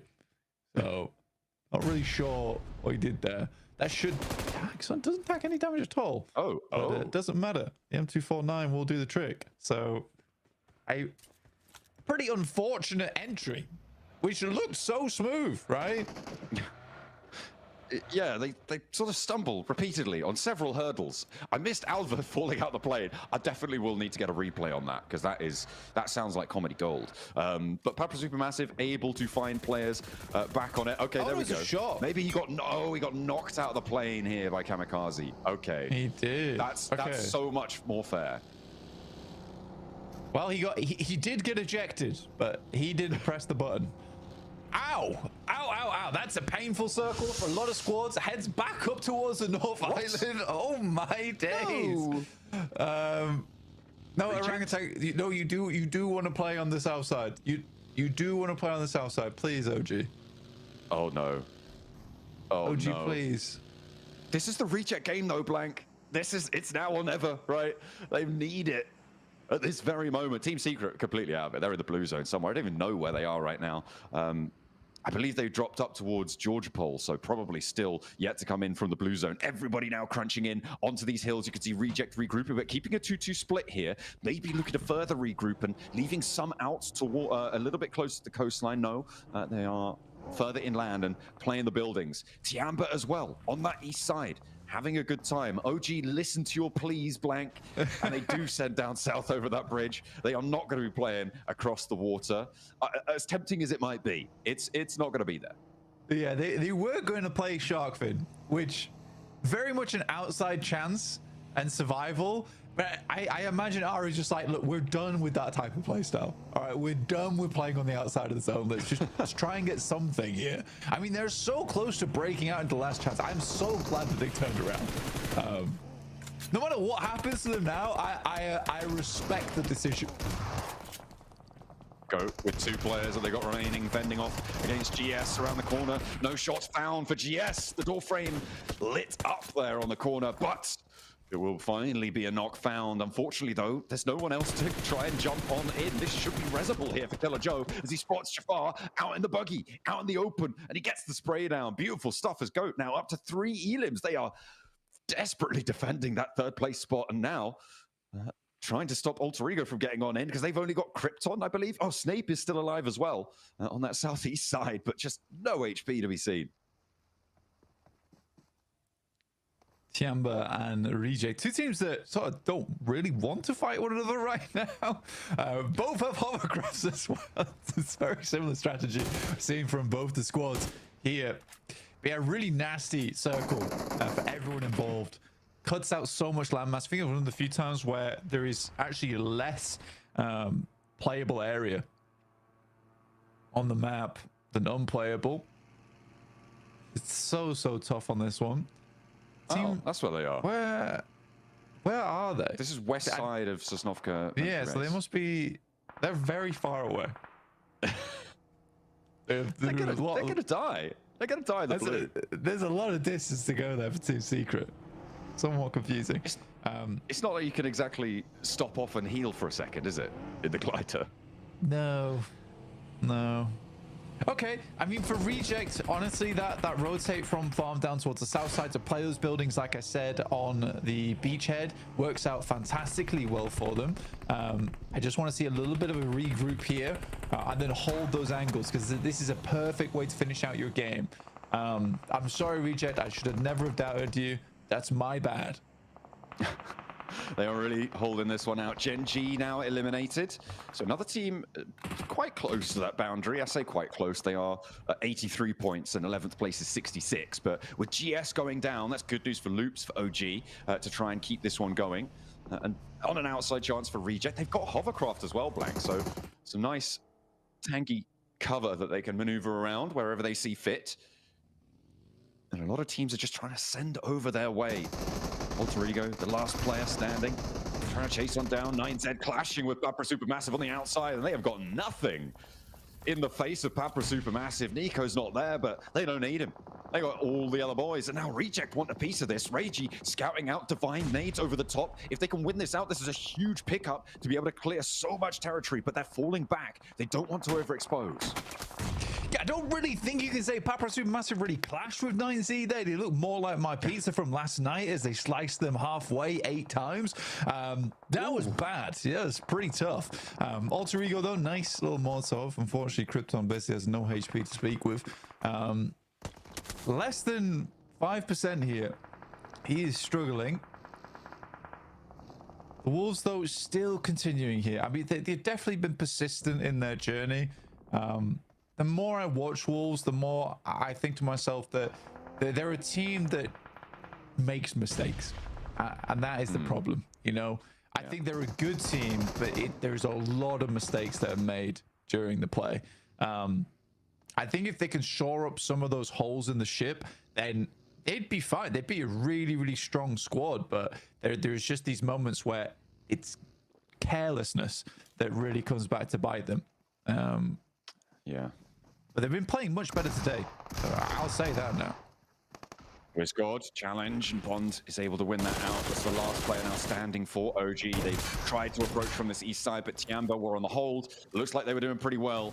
They're not going to be pushed through either. D+ actually moving immediately ahead of this one. You said they get these weird rotates sometimes. This is a brilliant heads-up decision made by D+ Kia here to actually get ahead of Tiamba whilst they're in that fight. Alter Ego eliminated as well. That is a little bit of relief for GOAT, but they've still got Papa Supermassive and Inner Circle to worry about chasing them down. In my mind, there's a world where D+ is first place at the end of this. I'm not even joking at this point in time. Okay, I'm not even joking. I do feel like it's coming. It's so weird with the South Korean squads because I think day one is always terrible. Day one is always terrible for South Korean squads. And they're like, we get it. I think we understand the circle, and then suddenly they start playing out of their minds. It's just so strange to me that day one's always just like a bit more of an observer day for them. Oh, well, we'll see what they can do. Moving in, the Wolves having a little bit of a clash. The perpetually sixth place team, it seems, like you said, they do make those mistakes and need to step it up. We'll see if they could do that against Papa Supermassive. The little wide wrap around the edge, and that is the go signal immediately. Stepping forwards, and Papa Supermassive down in 10th place. A lot of damage, though, sent back over towards the Wolves. That's coming through from Inner Circle. Defending 6th place from them. Not even allowed up to there. Yeah, I think for Wolves, that losing one player is not too bad, but it's a very clean fight between them and Papa Supermassive. Very nice. I think Coops is doing his absolute best to make this work. And the one thing that worries about the Wolves is that there looks to be a little bit of contention in the team at the moment, especially when you watch them on the stage. There is a back and forth. Though I do prefer for teams to be open, and especially North American teams that can be very loud, but you know, when everything's said and done, they are still very friendly with one another. But if you want to make it towards the end, you've got to let your opinions be known here. The only thing that I'm kind of concerned about there is that you know, you're fostering a little bit of this not so favorable attitude in the team. So for the Wolves, I hope they can keep their heads clear today, because there is the possibility for them. There really is. They just need one big game. That's all they need, and then they're in the running. Tiamba trying to move forwards. D+ not allowing them that opportunity. D+ keeping things going. I mean, a little bit of revitalization. That first day, not great, but day 2, a lot better for them. They looked really cool on the stage as well, very calm, even when they were finding those chicken dinners. And now it's like they're trying to convert. It seems like on the north side, they have a very solid chance. Ocel's not out in the water there on that position. Don't worry. The minimap just a little bit offset. He is on dry land. He's got dry boots for the time being. But it's all, I feel like, for me, it is still reject that I'm looking at here. If they can jump up, and maybe as a second storyline, Falcons, if they're going to be able to actually do more than stay alive with a solo and rely on Narvalo for points. Yeah, I mean, that's not great, is it? You know, having to basically send out Narvalo like some kind of Pokemon in the end game. Narvalo, I choose you. Max Side just had Pokemon. I was like, points. What? Yeah. I mean, that's his special move, right? That's what he gets, 6 points. Narvalo uses 6 points. It was super effective. Loops. Ooh, they are trying to find the shots and seemingly getting through, but not unscathed. Finding the crash successfully onto this corner. Goat now down to 1 player alive. 3rd place in his hands, although it's a bit safer for now. As we hop back over to this east side. D+ moving in with a solidly timed rotate, still ahead of Tiamba, but Chips is spotted. That's Loops from the south, actually opening the door for Tiamba to maybe to skirt around the edge. There's some tough shots for top right now, extremely long distance, but definitely making life hard for Tiamba on the very outrage of the map. This could easily be a Wolves win. It could easily be a reject win. Playing around this hilltop here, you can get a lot done for the Wolves. I think the unfortunate thing for them is that they're playing as 3, which makes this a lot more difficult. But I've seen a 3-man win from this spot in the past. It is possible, but you have to be everywhere all at once. And that wasn't on an international stage either. So we'll see how Wolves do want to play this one out. Still 9 teams remaining at almost 22 minutes into the match. It's all these undulating hilltops which allow multiple teams to remain in this lobby for so long. I'm waiting for Inner Circle's decision here and seeing what they could do as to whether the Wolves are going to have a good time or not. APG actually trying to send off to the hilltop first and not wasting any time, but immediately they're above. There go Inner Circle as well. Wolves take shots out that way. You're crazy. And in they careen. Doran straight on top of it as well. Looks for the fight. Falak not going to allow him any entry. No quarter given, but T24 is the price they pay. The rest of Wolves, though, on the back lines will not be able to find the angle to go for the flush. Noki stepping forwards, burning Batten out of position. IQ humbled slightly on that peak, but will be able to get some healing done as the reses start to come through. This is Inner Circle's time to turn it around, but Batten again layering down these nades. A response from Falak keeps his team safe. Time and time again, he's coming in clutch, and this is no different. Egos is very slow on the uptake here. Finally moves a position. It's a long nade. Will get a lot of damage done, but he needs more than just that. And Falak once again with another strong shot will step up, takes him down, and that will be in a circle as 4. This spot is really nice to hold, and teams desire it. As we just saw from 2 squads trying to go for it. I understand what Wolves are trying to do is play the split down towards the west side, but you absolutely have to play as a 3-man in this ditch and just give up the angle. Ooh, what a nasty little roll up here for D+ Nolbu on the ridge line in the smoke for the big nade. Does so much damage to them. There is an answer, but Nolbu still has got all of the solutions for them, and it's IC getting rolled down. Nolbu! Oh my goodness me, what a play coming through from Nolbu on D+. That hilltop is not safe for anyone, and how on earth do you find that? Nolbu standing head and shoulders over the lobby. A madman, magnificent, resplendent, glorious. And then they're still even taking shots towards Reject. Reject to go with Delsaris down. Divines knock, chips with the long range angle as per usual. Nolbu might even smile after this game. We may get treated to the rare Nolbu grin. Oh dear, all toothsome and tricky. As Reject cut down to size, the Falcons are still here, Blank, and they do have 3. They do have this hilltop. I feel like if I was a betting man, I would put money on Falcons. But unfortunately, I'm not. So it's staying in my pocket right now. Well, yeah, actually, you know what? You know what? Actually, after what we just saw, it's all on Nolbu, baby. Let's go. Oh my days. It's so unreal. Oh, it just takes a little bit of a warm-up for South Korea, apparently. That's all it is. Dear me. I wish we saw more international tournaments with the South Korean squads. They are so damn good, and it does just take a little while, but they learn so much from these lobbies as well, and they get a bit of a reset through the year, and they come back stronger than ever. I mean, talk about shirking the day one blues. They were cloaked in glory in London last year, and now it's all a flourish for D+. Nolbu with 6 elims. This really is the man of the hour. He's got MVP of this game on lockdown right now. They've got 11 nades, Blank, and 6 smokes. They are in a pretty solid spot in terms of utility. And the circle not really putting too much pressure on them right now. It's up to Reject's duo to move, and it's likely they go south, over towards the Falcons angle, a little bit closer. Well, with P90, it's a pretty slow game though right now from everyone involved. What makes sense for D+ considering they got 2.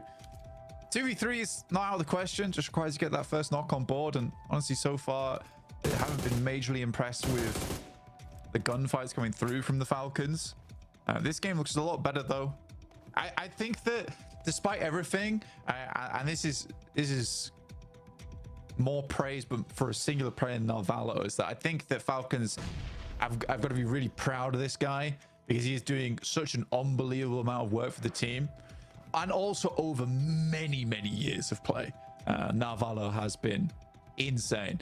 I think over the past maybe year or so, he has been returning to his full form, to his final form at least, because I think back in the day he was insane. He had a little bit of a drop off, but I think he has a lot more hunger for the game again now. Oh, that's lovely to see. He's not smiling right now, but you can be sure that that blood is pumping. You don't pull off a play like that and not feel it a little bit. Hopefully the adrenaline drop off here in stage 8 isn't going to be too bad for him. Got to keep the focus. Dropping the smoke train. Knows that Reject have moved up, and he's using that smoke train just to get over this ridgeline. Knows he would be exposed otherwise. The big thing take for a single team approach. Big thing for D plus here is that they got a massive resupply. Right? There were so many teams that fell down that ditch. So you have all the nades that you could ever want. You've got all the smokes you could ever want. You can see here that Falcons actually has less nades on 4 players than D plus have on 2. There's more in the boxes as well. Let's sit around them, right? Even if they throw them out, doesn't mean they've only got 11 to play with. It's just a question of what they could fit in their backpacks right now. D plus moving in. Chips scouting around, still having vehicles here is pretty powerful stuff. The Falcon smoke has been thrown on out. Reject looking to hop into the buggy. Koa still watching this run out. Reichi not going to use the buggy. It's a little bit low on HP. And actually, how has he just done that? Okay. Oh, no blue down. Okay, maybe that's go time. Falcons, move in, get something done. Try and take some presence. Redox, nade over the top. Chips, dropping the smokes. They've got so many to play with. Now's the time to use them. That nade looks good. The bounce is on. It's just short. Doesn't quite tag the flush. Just behind the vehicle. Nades are coming at them from both angles. They get the res, but it's immediately re-knocked. Chips needs to get out of there. Needs to get out of there now. Nolbu, he's going to be taken away, and everybody's descending. The Falcons rolling over the hilltop. Maybe D plus are down, but the nades are hitting Reject as well. Chips is clocked, and it's D plus down in 3rd. Apollo against 3, and Falcons are able to find a chicken dinner. The main story, though, Blank, was Nolbu that game. A pretty decent chicken dinner for Falcons, all things considered. They played that south side well. My money gets returned to me, Blank. It does. Goodness me, it's I mean, it really was that north side hill and Nolbu, the headline. A magnificent play coming through from the South Koreans. Yeah, incredible stuff, honestly. I think for the Falcons, you're very happy with the way that one played out, and it does see them a lot safer in this tournament too. But I think the Falcons, it's just nice seeing 3 of them towards that end game. Also, not an easy rotate, and I think Ralph has definitely spoken before about how those early to mid game rotates are quite difficult for them. This time, I think they identified some very strong portions of the map. They played it well, and as a 3, we can see they can still succeed. They can succeed as a 4-man as well. But for Nolbu, a warrior's soul from Seoul in South Korea. Incredible stuff. Just cannot wait to see what the guys have to say about that.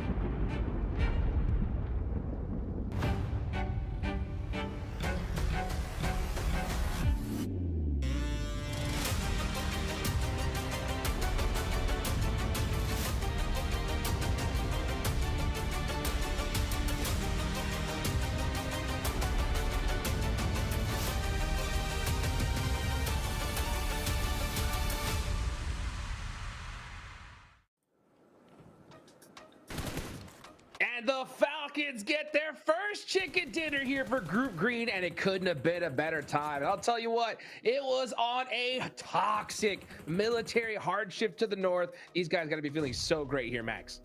And you could see when the circle popped on phase 1, all the teams being, okay, I guess we'll have to rotate early across the bridge. But Falcons here really want to highlight, sure, they didn't do too much rotationally speaking, right? They were just kind of idle a big portion of this game, but this is why you hold on to your bloody utility until the last circle, because you can just use it and just bully teams. And Redox uses that buggy perfectly to get that elimination. But you just bully teams, and those nades were so pinpoint accurate, Niptura. The D+ and Reject couldn't do anything but get pushed against the blue even further. That was such a good use of utility for Falcons, and finally, we are seeing a Falcons win, hopefully the first of many. It's about time to see them at the beginning of the match go all in one vehicle, which is questionable, to winning the whole thing. I love seeing that arc coming in from Falcons. And to go back to your point, yes, the utilities were amazing. They were pinpoint. They were great. But it was backed up with the timing of a lifetime. As soon as they saw that Elim feed light up with D+ Kia, they went, now is our time. Let's go. Nades at the ready. Just immense pressure onto both of those teams. They could do nothing about it, Max. Yeah, it was a tough one, definitely, for sure at the end. But yeah, you said it. The timing was on point to go through the replays here of this game. But you know what? We're talking about Falcons a lot here, Niptura. We need to... Oh, that was the 4-man car rotation. We need to talk about D+'s timing. This game, those Eastern fights, they would just pick and choose what they wanted to do, how they wanted to execute it, when they wanted to execute it.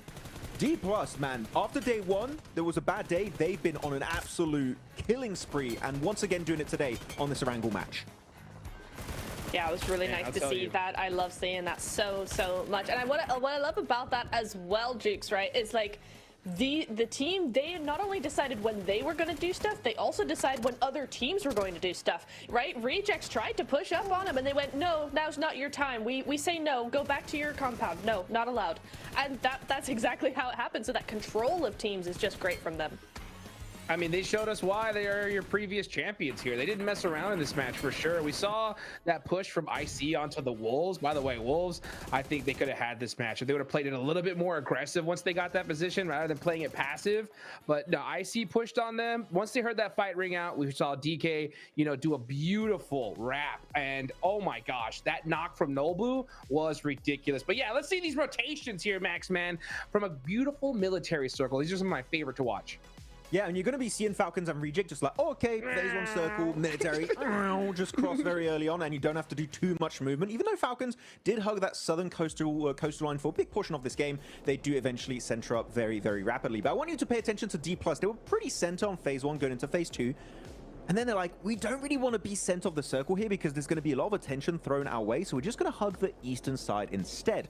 And by doing so, they open up opportunities for them to look at fights break out and third party, or in this case, what we just saw here, they leapfrog the fight of, I believe it was Orangutan versus Tiamba Niptura. And those leapfrogs and third parties and the timing of those fights were paramount for them to get into the late game and have an opportunity to get on that podium finish. D+ here showing some S+ tier gameplay in my opinion. Yeah, really, really did. I love seeing that from them. That leapfrog against Tiamba was just insane. Again, the timing coming through from them is really, really nice. And it is going to be reflected in the points, right? Tiamba gets 6 points, but D+ Kia get 10 more. 16 points on the board for them, and Falcons getting 19. Just one shy of that 20-point gain they were probably looking for. But hey, 1 point isn't going to be the end of the world this early on in the day. And honestly, it's so nice to see them try and step it up in the final day. A little bit too late, but not too late, right? It's late, but not too late. They still have time to make it work for them. I'm a bit scared for GS team, to be honest, right now. They were currently the cutoff team, right? 12th position. Not seeing too much presence here, and they're going to be slipping, especially when you've seen teams like Reject, Hot that are initiating a bit of a comeback, especially on this previous Erangel game. It's not boding well for them, so we'll have to see how that goes as Novalo, the Frenchie, yes! Woo! MVP of the game, let's go. Now, this is the Novalo that I know and love in these matches.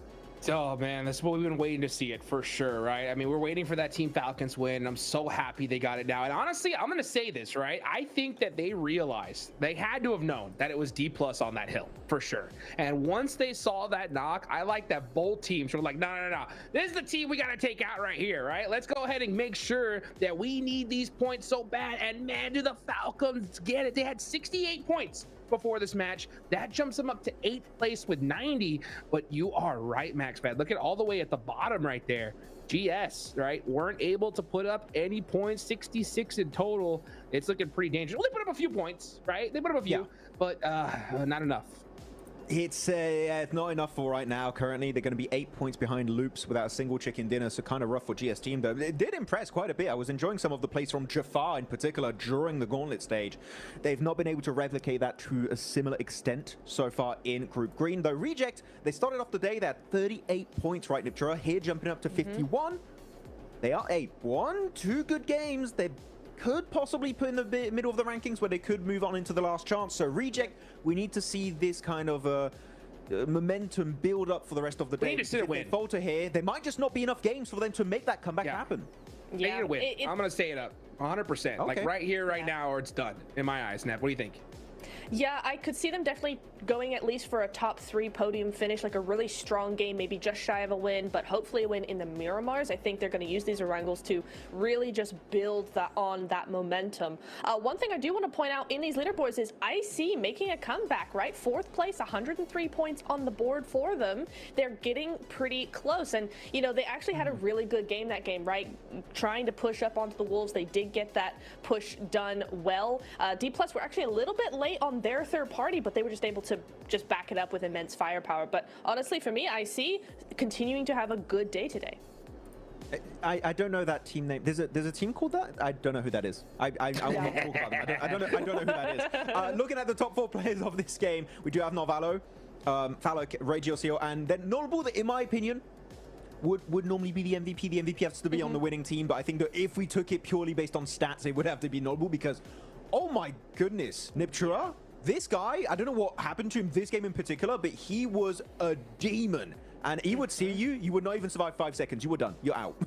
Oh, yeah, exactly. He just decided who lived and who went back to the lobby. He was like, no, you're not allowed. You're not a threat right now. I'll deal with you later. And he was just going through the rest of the lobby so methodically. Really love to see that. And hey, you know what? Regiosio, first time we're seeing a Rejects player on this board. And it's nice to see him 2nd place, 5 eliminations, putting in that work, putting on those points.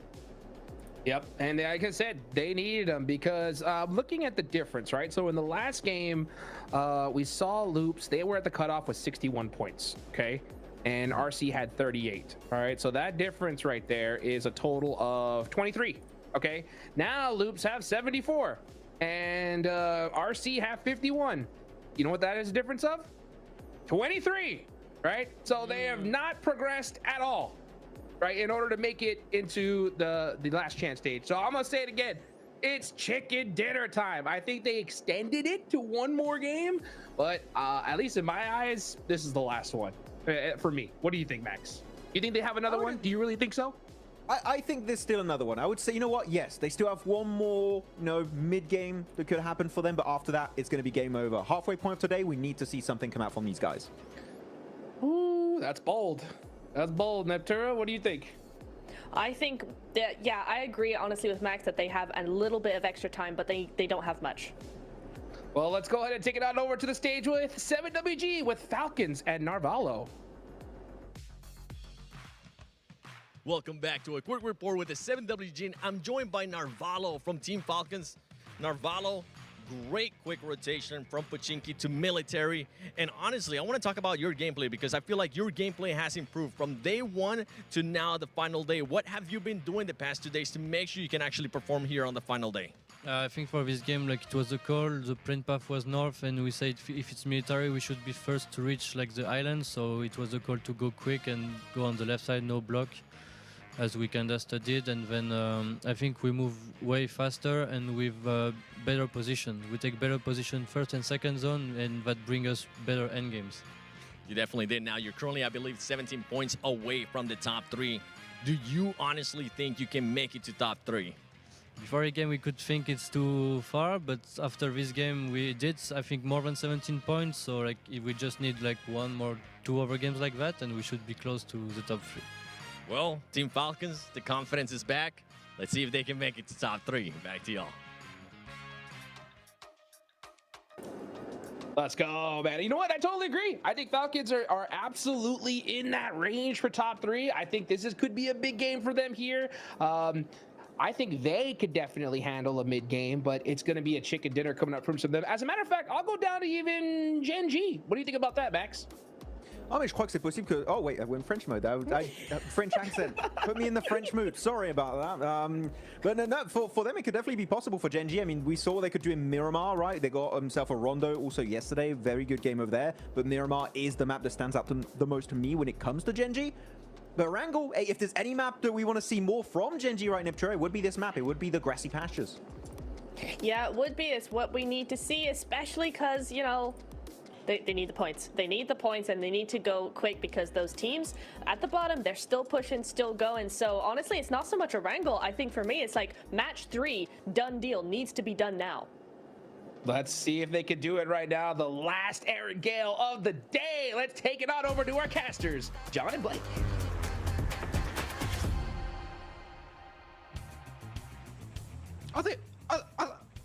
Am I going? We've got one more, right? After this, we've got one more, Aaron Gale. We've got 2 more to play, as far as I'm aware. Yeah, I'm pretty sure. Yeah. Match 16 will also be on Aaron Gale, so don't go getting ahead of yourself there, Dukes. I know you want to see who's qualified, but we are going to have to play all of the matches here. So Sovka Military Base over towards Stalba.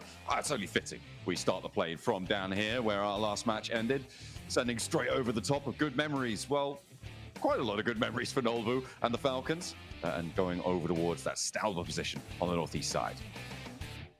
Yeah, it's a bit of an Eastern playing map here, so it's slightly more difficult.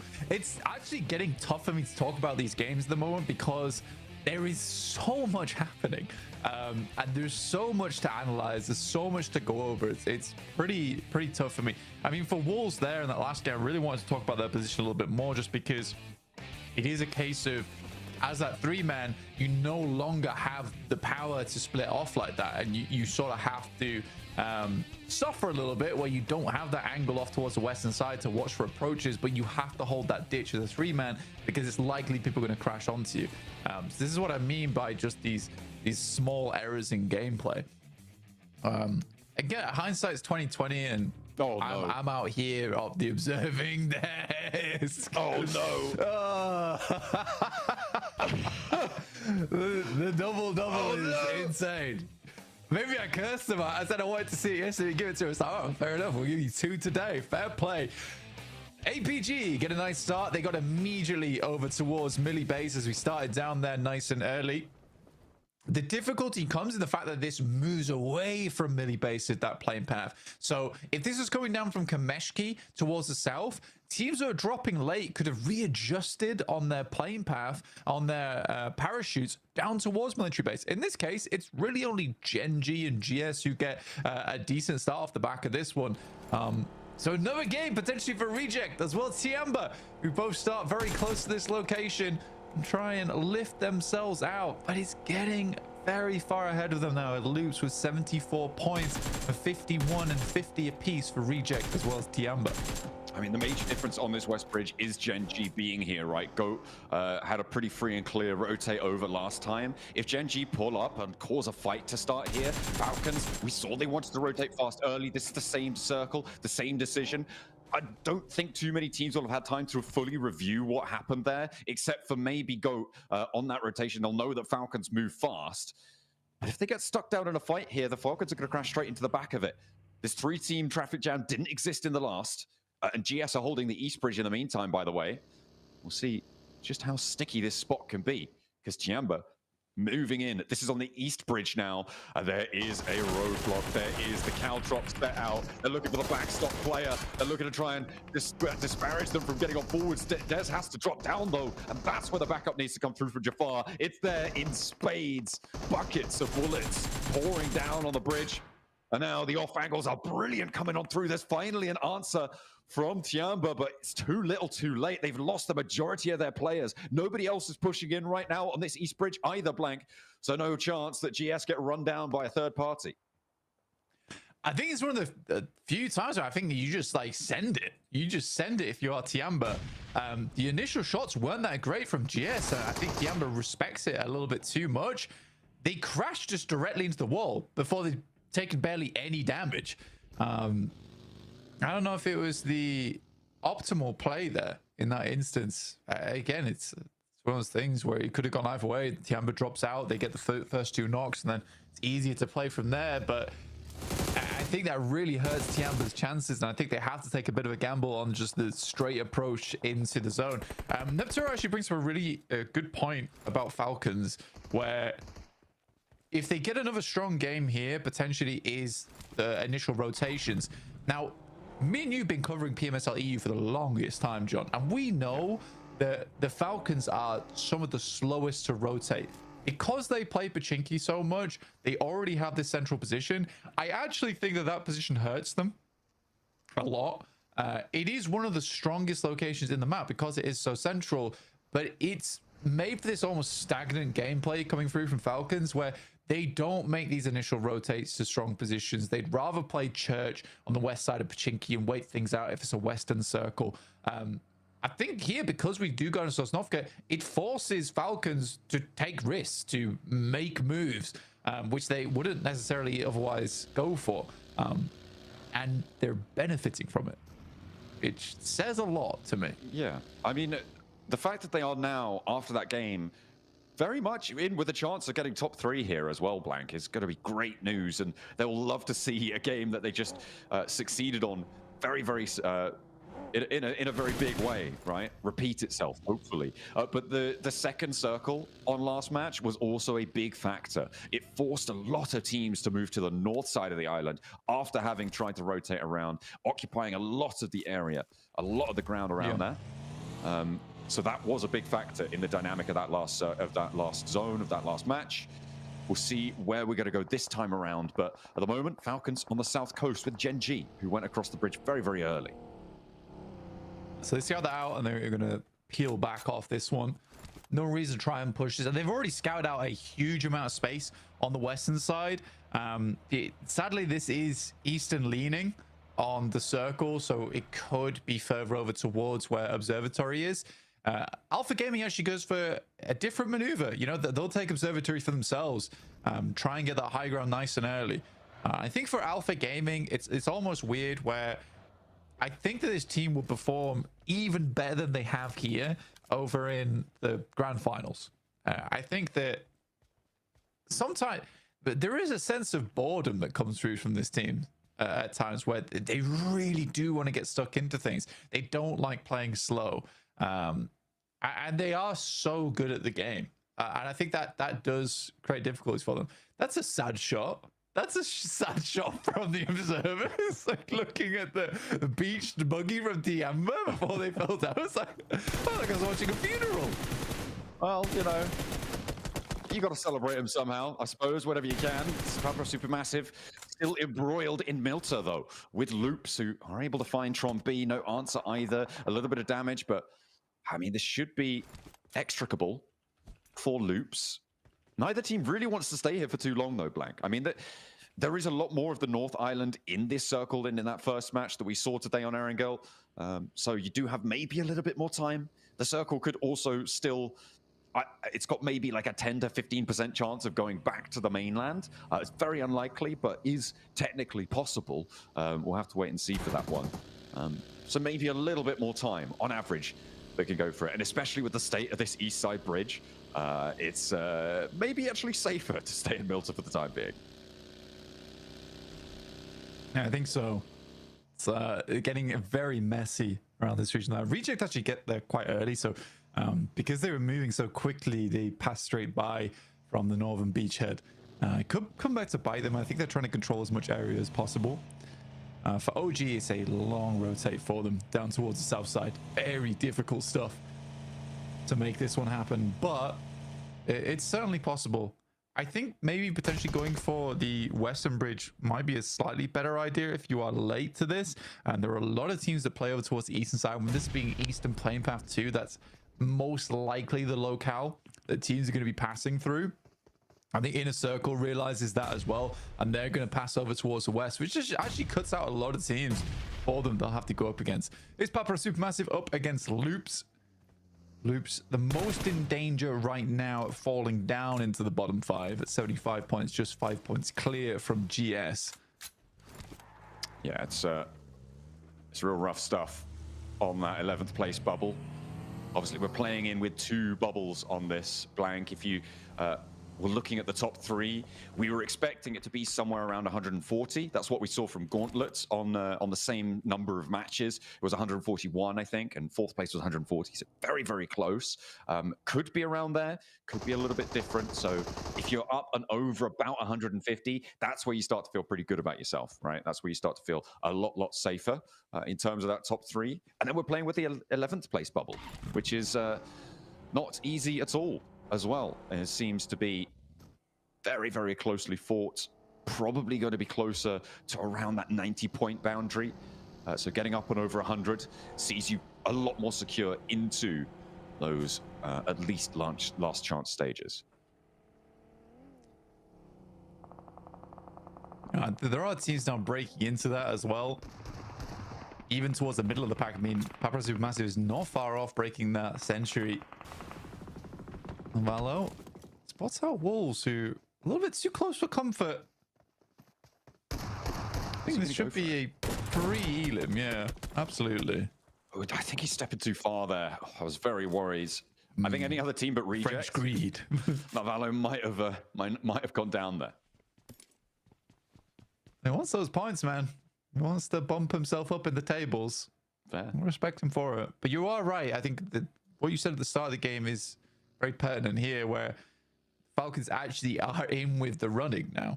I think there's only one spot up for grabs, personally. I don't see D+ putting on the brakes anytime soon. I think Alpha Gaming have done more than enough this tournament. I think personally, if you're an Alpha Gaming fan and you're looking how they're playing today, it might not look flashy, but they're playing slow because they just want to get regular points, consistent points. And that's even if they just play like this, there is going to be a game today where Alpha Gaming has a strong position and they win from it because they can. And I think that will see Alpha Gaming through towards the grand finals, and they deserve it. They absolutely deserve it as well. I think Top in particular, you know, having a wife and 3 kids and a kid, right? It's a lot to juggle. It's a lot to juggle, but it just shows that even at 26, like, you can still perform extremely well as long as you have the grind on. It's incredible.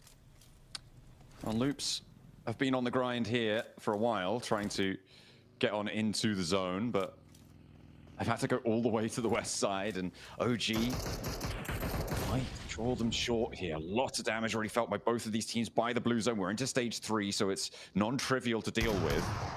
Milzada, a nade in. Oh, shotgun shut down there on a tanky. I don't think that's going to be resable, but there's the off angle they were looking for. I think did that come through from Aru? No, it's the burn coming through from a tanky with that Molotov. And both teams are going to start to lose players. I think disengaging, if you can, is fairly wise at this stage. OG going to try and make a run for it. Loops maybe actually getting this res here. It is still resable for just a moment longer. We'll see if they can make it work. And yeah, OG, off they go on the bike or buggy or whatever they can find. It's a very, very tough approach here for OG. And again, this is what I meant earlier, where I think this Western Bridge is probably the more wise decision. It takes a while to get here, but OG definitely make it. They're going to take a quick scout over the bridge, quick reset on the meds, but there's no one waiting here. Why is Alter Ego still on the north side? The analyst chat is lighting up with it. Worried? Oh yeah, it is. Yeah, I think that it seems like they're very worried about what's going on the other end of things. Again, it is hard to scout that far across. And I think that they have seen multiple times that teams have been held out in this location. Come on. They're still not going for it. You got to make the cross at some point. I am worried that what they're going to do is they're going to go for the swim. In which case they give up a lot of vehicles. They're just refueling. Don't worry. They just stopped off for snacks. That's what it is. Alva was hungry, guys. It's all just an aid of a full stomach. Can't be taking gunfights on an empty stomach. Come on, we're getting to stage 4. And 9Z is coming in behind them right now. Maybe they're not waiting. Maybe they're the ones bridge camping. Maybe. Come on. I mean, that's the time only to thing go now. It's time to go now. Thank you. Thank you. You can't get yourself picked Goodness back up me. after this stage as well. So very dangerous to stay out this long. Very much a situation of AE there yet. Slightly bit more of a tongue twist than I thought that was going to be. It's 2 letters, mate. But they've got across. They have got across. Circle back over towards D+. Over on this north side, playing the hilltop. I think you get this is a messy circle. It's a very messy circle where you're over towards Millie base as well. We are cutting in a little bit of airstrip, which isn't too comfortable to play in. I think Wolves want to get out of that area as soon as possible. Great shots from Alpha Gaming, though. Goodness me. Ooh, okay. Shots down towards Alter Ego. They'll need to pick these reses up as fast as they can to get onto this next zone. D+ ahead of them to their west. You've got 9Z who actually, rather shockingly, just send straight on through, but straight into Reject. Already they're getting torn to pieces. Reject very happy to see some points delivered to them. The question is, can they find the shots? Can they find those shutdowns? There's only one left on the inside. I don't think it's going to last too long here. Reject looking for the last player on the end. A rotate in. Comes through as we see a crash from Team Secret. They're still alive, by the way, in the picture on the north side, actually, towards Loops, who might be in a bit of trouble. Can't quite find their way in here. As Milos is just trying to hide in the corner. This is really nasty. I mean, step out. This is a shotgun. This is a shotgun bonanza. If he steps out at the right time, there's one. Looks for the next as well. Gets the flush. That's huge. Has to go for the reload though. And now Reject are on the revenge path. They lose one player, but they do shut him down. Oh, that's disappointing, man. You know, it's just one guy in there, just re-peek. I suppose that they did set up the compound quite well in terms of the 2 monster trucks denying the entry towards the window. So if they get crashed on, that's how they defend versus 9C. But that is a situation where you should be able to hold out as 4 and just refrag onto the player. The fact they lose one there is really bad. From a central position like this, it's really not good. I also think that there is something to be said here about 9Z, where although, you know, they're on 87 points, they've had some good games, there is a lot of impatience from this squad. If they can't find a good position early into the match, they will just send it. And oftentimes, they will just find themselves in really sticky spots on the map. I mean, to be fair, you don't expect the team to be bridge camping you on the east in that scenario, right? Like, it maybe really confused them, but that's the sort of thing, I guess, you also can't afford to be able to get confused in a scenario. I mean, like I'm not talking about that. I'm talking about sending center. Oh yeah, but like Reject. after that, you're like, oh, we got to go. There's obviously a big roadblock ahead of us. We've just got to go for a mad dash, You right? can also Like, just play on the edge. You must assume if there's a team still on that bridge, that there are teams ahead of them, right? So you assume that the ground in front of them is very, very full. I'm really trying to give them as much leeway as possible here, and I will admit, maybe I shouldn't. Papram Supermassive, though, down to their last player against Loops, and they're not having a good time of it. That is going to be Papra Supermassive eliminated, and Loops are up to 9 elims, Blank. You said they were the team that's most in danger of dropping down. Well, they are certainly acting like it. Yeah, and again, the more points that Loops gets in this match, the harder life becomes for a lot of our teams underneath. I mean, for Reject and Tiamba, I think Tiamba, it's done now. I think it is done. I think for Tiamba, it is almost impossible for them to get back up towards that top side. Genji looking to head over towards GS, who are also chasing. I think GS are also struggling, but likely will retain a place. Oh, Falcons, they're moving in. I think Redox inside might have the bottom 5. Quick has to hit the deck. Falcons know exactly where he is. That'll be pinged out on the vehicles, but they are pulling back a little bit. Icon taken down. That is the last player of GS, and that is APG rocking up to this one as well. The Falcons on the far side really causing some hurt, some pain there.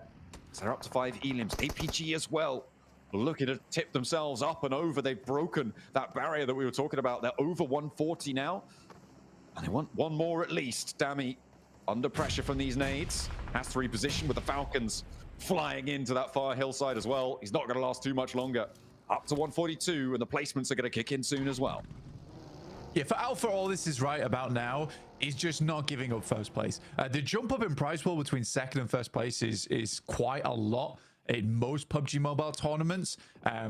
we still reward our top 3 very handsomely, but it's usually first place who does take the biggest cut of the prize. And I think that, to be fair, for Alpha, they were playing it fairly slow because they knew that they were holding on to first place. But as soon as D+ started turning up the heat, they knew they needed to get a little bit of a game in. And this one's been good. I mean, even taking the opportunity to move over towards Observatory, that's very unlike Alpha Gaming. Okay, takes Krypton along with him in the vehicle.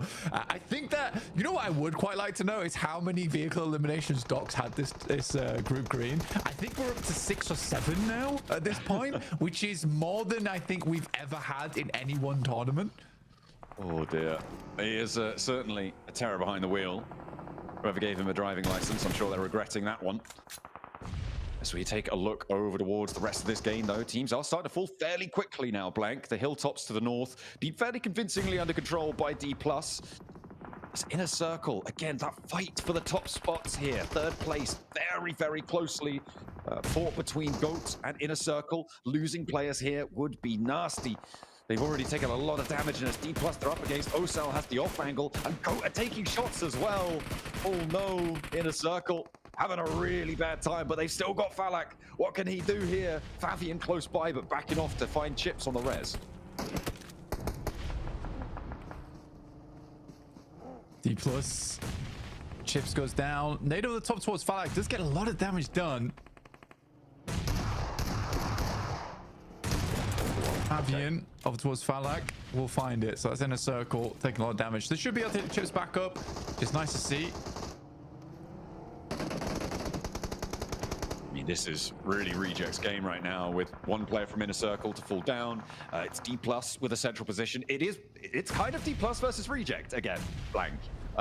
In this circle, the southeast side that we see on the picture-in-picture is APG versus Falcons.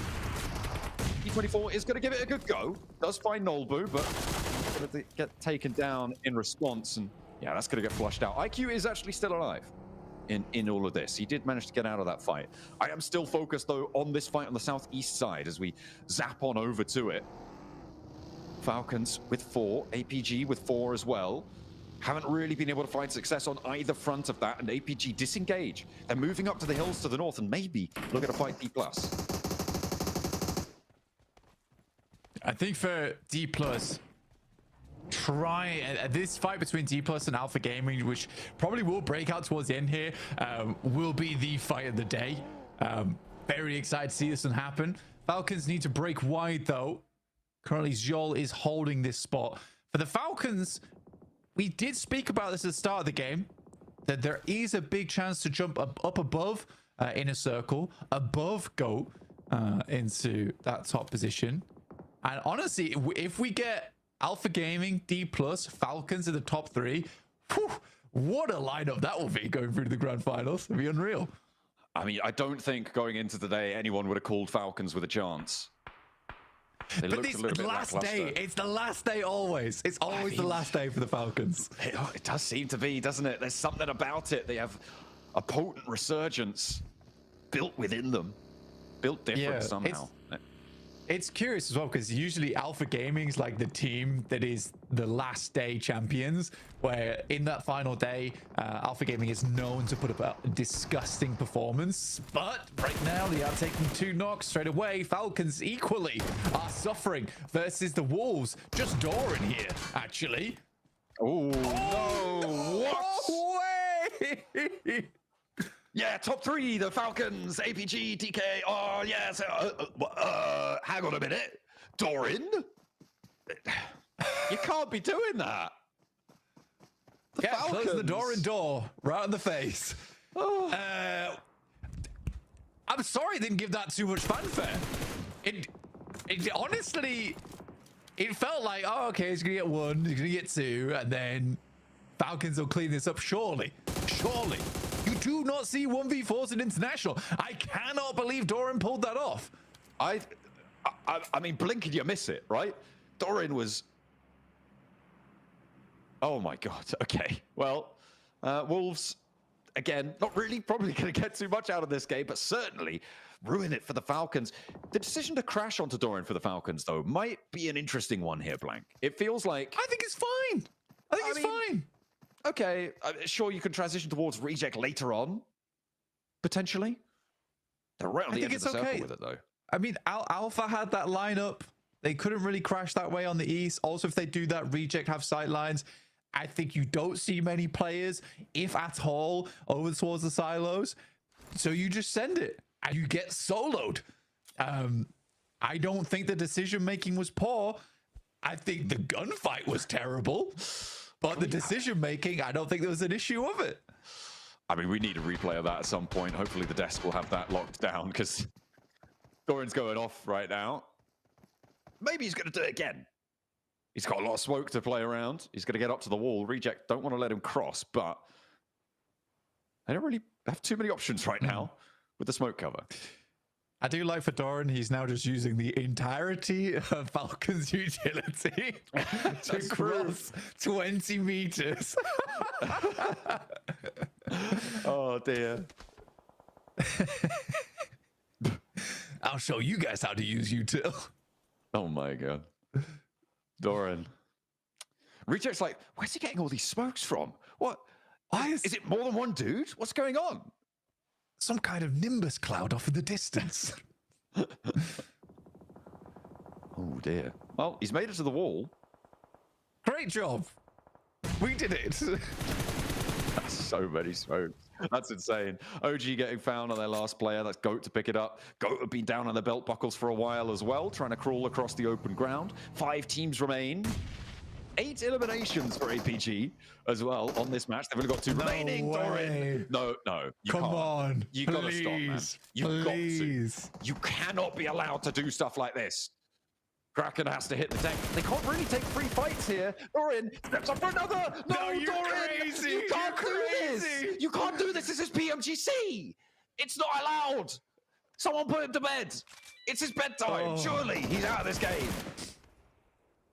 No, Doran! Stop it! Go down to the Giant Slayer. What is this man doing? He is absolutely crazy.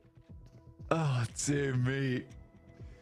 Doran will not let you get a foot in towards this circle. A 1v4 into a 1v3. This is magic on the main stage. We talked about rabbits out of a hat, but right now, Doran's making this look easy.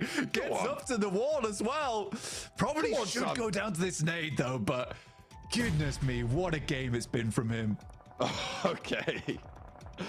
Oh my days. It looks like the nightmare's ended though. And now we're up to the hilltops. APG on 2 players alive. They got a lot, but it's D+ again in this late game on a military island circle. They find top, and now they're looking for Ziol around the corner as well. 3rd place guaranteed for APG. At least that will put them over 150.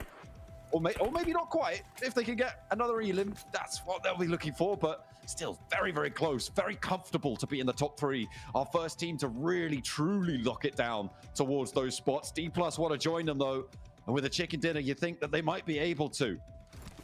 A Reject, again, in a late game circle. 6 elims. I mean, it's almost more important for Reject than anybody else right now. It absolutely is. For Reject, they want the chicken dinner, but they got 2 big dogs in the lobby, and right now they're the Chihuahuas. Let's see if they can make it happen versus the best of them. Ziol takes some shots off and towards the distance. They do have the low ground to play at the moment to Reject. They have vehicles as well, which is the main thing, but D+ continues to send nades their way, keep them backed off from their position. D+ looking to fight out for those bragging rights at the top of the tables.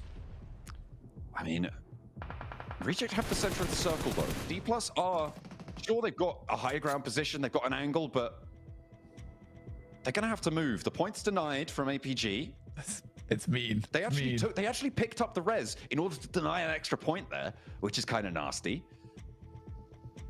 To the blue zone it goes, but now D+ versus Reject. Already a good game for Reject, but they desperately need this chicken dinner to stay alive in this tournament, to jump up towards that 11th place bubble. Nate's going a little bit long onto Ragey. Downhill, it's always a little bit tougher. If a Reject, they need the chicken dinner. Like you say, it's imperative that they get it. It's not a case of, oh, it would be nice for Reject to have a chicken dinner. At this point in time, it is a case of it's required. It is a necessary procedure. for Reject to grab a chicken dinner here to finish out this game and give them that chance, because I think even with a chicken dinner here, it doesn't take them out from the bottom 5, but it will be the first stepping stone for them. D+ starting to run a little bit lower on those nades. You can see they've only got 3 remaining. Ragey cooking another. If he finds a knock, this would be huge. The Molotov, probably a wiser decision. Force Ragey off of the tree. The question is, does it land on spot? It definitely did. Look at that damage tick away. He has to fall all the way back to the vehicle. That's going to be a lot easier for D+ to go on towards. They know the damage is there, and they have to go over the top now. Spray down towards Divine. D+ trying to stop Reject from getting on in. And Ragey looks for the spray down, a wild rollout here, and Apollo finds it. Osal is down. They do not find the backlines. They haven't got a knock yet, and there's another one onto Fabian. D+ is starting to fall blank. It's now 3v2. Reject have the inside of the circle. They are desperately climbing towards those tables, towards that 11th place, but Ragey will finally go down to the nade. One more left. Look on for Apollo. Nolbu with the chance here, and it's going short of the tree trunk. Divine's down, leaving it all down to Apollo in a 1v2. An impossible task ahead of him. Pulls the pin on the grenade. Reject looking to reject defeat here in the face of impossible odds. No, it's not they meant can't to quite be. do it. Oh no, they can't get all the way across the line. D+, take it away from them. Still not a smile in sight. They are so cool, calm, and collected. Into the top 3 with them. They looked pretty solid before. Now even more so, but Reject in tatters. A lot of points, but is it enough? Absolutely not. I think for Reject, they did get some of the flushes towards the end there. 6 points total. You can see that they are absolutely dismayed about that one. But again, it is a little further down on this journey for them, because it's a long way coming that they need to go to get out from that bottom 5, but they're getting some successes today. There's still 3 more matches to make it happen, but Reject historically, those Miramars haven't been fantastical for them. I can only hope that they can continue here, John, with these strong performances, but for D+, it is another big game in the pot.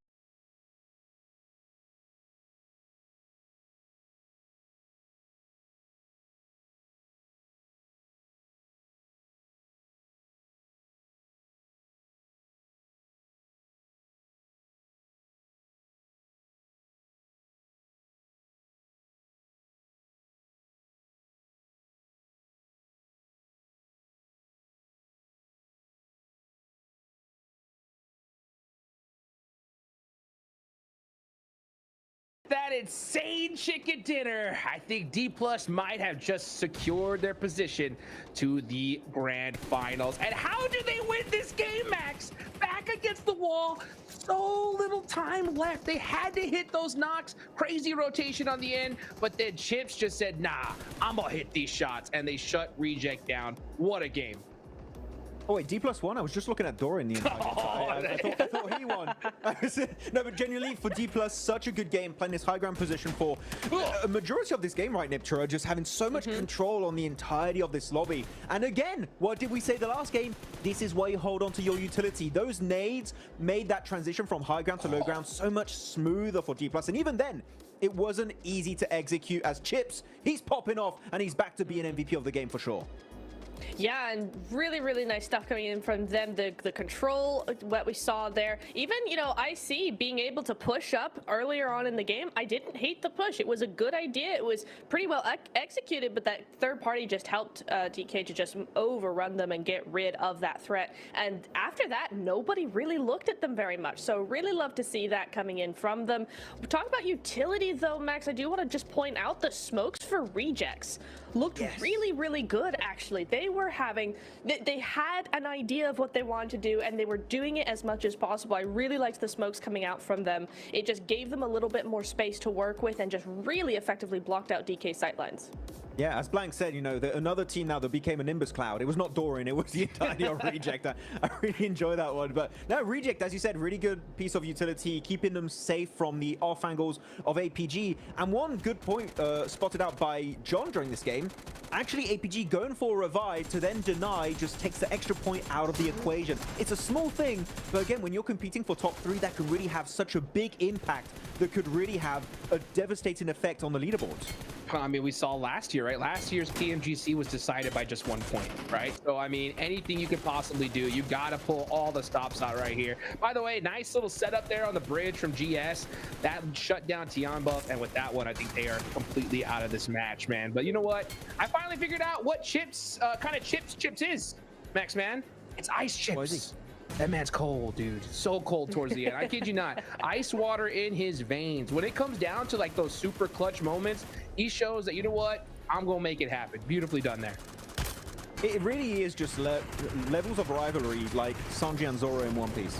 They're just like, I'm MVP. No, I'm MVP. I love that kind of storyline. Someone needs to make an edit on Instagram. That will pop off. I'm telling you that much, but it would be great. But oh, edit this part, though. 1, the 2. Oh my goodness. I mean, yeah, no, Malo, I feel you, bro. I would do the same thing if I were you. Oh, you know what I love though? That's insane. This is insane. But you know what I love? It's like, listen, guys, Falcons, it wasn't you. It was just Doran, because he turns around and goes down goats the exact same way. Doran, man. What an MVP coming in here, Max. I can just hear Novalo say, oh, bordel, right after that happened.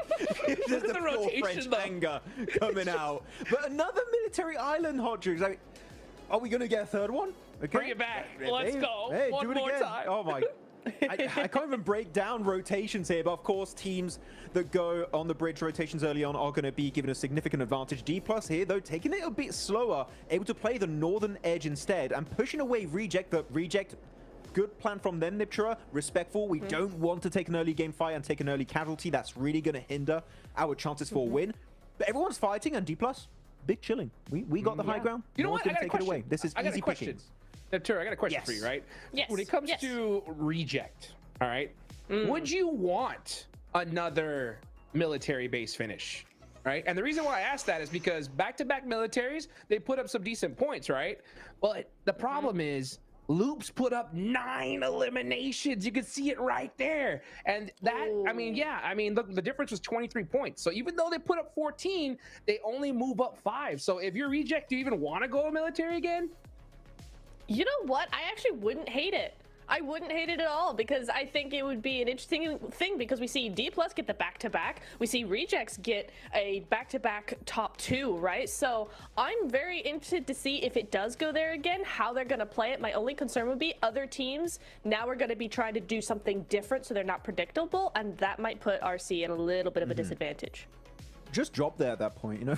Just compete with APG, you know, for all the means, just send it. But no, looking at the leaderboards, I feel like we have to seal the fate of some teams here, Hot Jukes. Team Secret, 0 points. Tiamba, 0 points. For me, game over. For me, those teams, you're going home after this. I don't see a comeback. Not only mathematically speaking, but also in terms of their presence on the battlegrounds. It's just, we haven't seen anything. So for me, Team Secret, Tiamba, it's game over.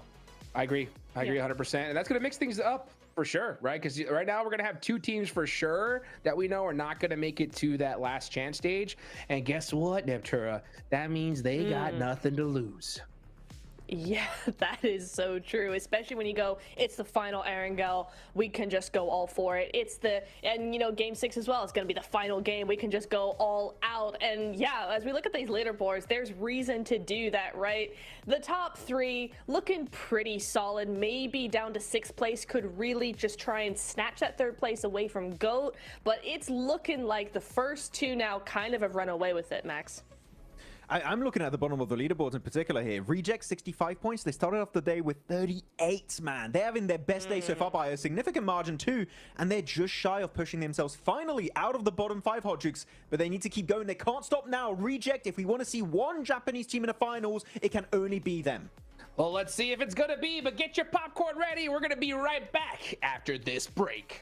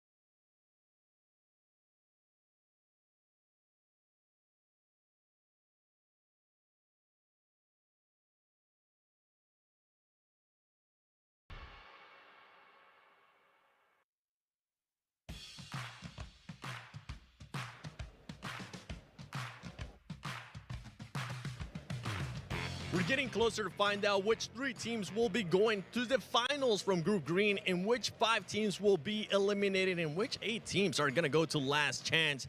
I'm joined by none other than Snape from Alter Ego. Alter Ego currently not having the best performing day in comparison to what we've seen in the past 2 days. For this squad, what is the plan for the remaining 3 matches to make sure that you can actually get up there in the top 3?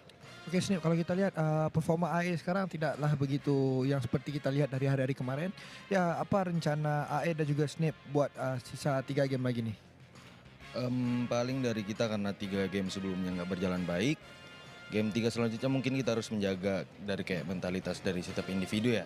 Jadi kayak dari kepercayaan diri sama semangat tuh harus yang kayak ya kayak biasa aja lah. Yang kayak ya tetap harus percaya diri sih. Itu paling dari sisa 3 matchnya. Kalau dari segi makro nggak begitu banyak berubah lah kalau dari kita. Yeah, I mean, yeah, we not really perform on the first 3 match. I think for the last remaining 3 match, it's the game of like mentality. I think for each individual, they still need to like prepare their mentality. They need to be that confident. It's because right now it's not about macro, it's not about micro, it's about the mentality itself. So we're looking forward for the next 3 game. Okay, well, I'm hoping that that mentality is going to shine through. I'm pretty sure all of Indonesia is going to be hoping for that. Thank you so much, Tarima Kasi. And I have none other than Rafinha here from Loops Esports. It feels like history is currently repeating itself. Last year at PMGC, you were able to qualify to last chance via 11th place. Right now, you are in 11th place as well. How will you be approaching the last 3 games to make sure you can make it to last chance? Então, ano passado, no PMGC, vocês acabaram classificando para o Last Chance em 11º lugar de novo. E agora vocês estão no mesmo lugar. Então, como é que vocês vão fazer esse approach para o próximo jogo, para os 3 últimos jogos finais? Bom, a gente está aplicando hoje aquilo que foi planejado nos 2 primeiros dias. E a gente vai tentar manter essa pegada. Começamos muito bem as 3 primeiras partidas. Então é manter e o top 3 ainda é uma realidade. Então continuar mirando sempre no topo. E é isso, atingiremos. So we would continue to apply all the knowledge that we have in the game, and we were planning for the two days. But we are really happy. We started with like 3 very good matches, and we are happy. We are aiming for the top 3, and yes. Hopefully that's going to be the case because good thing you had those 3 matches. You have had a resurgence from Reject. You see OG as well currently playing with nothing to lose. Those teams are 18 and 19 points away from you. In the last 3 games, do you think that Reject or OG can catch you? Então, a OG e a Reject estão bem próximos de vocês, né? Estão ali entre os 19 e 18 pontos. Você acha que eles conseguem pegar vocês? Never. No need for translation on that one. There you have it, ladies and gentlemen. The final 3 games of Group Green are coming to you.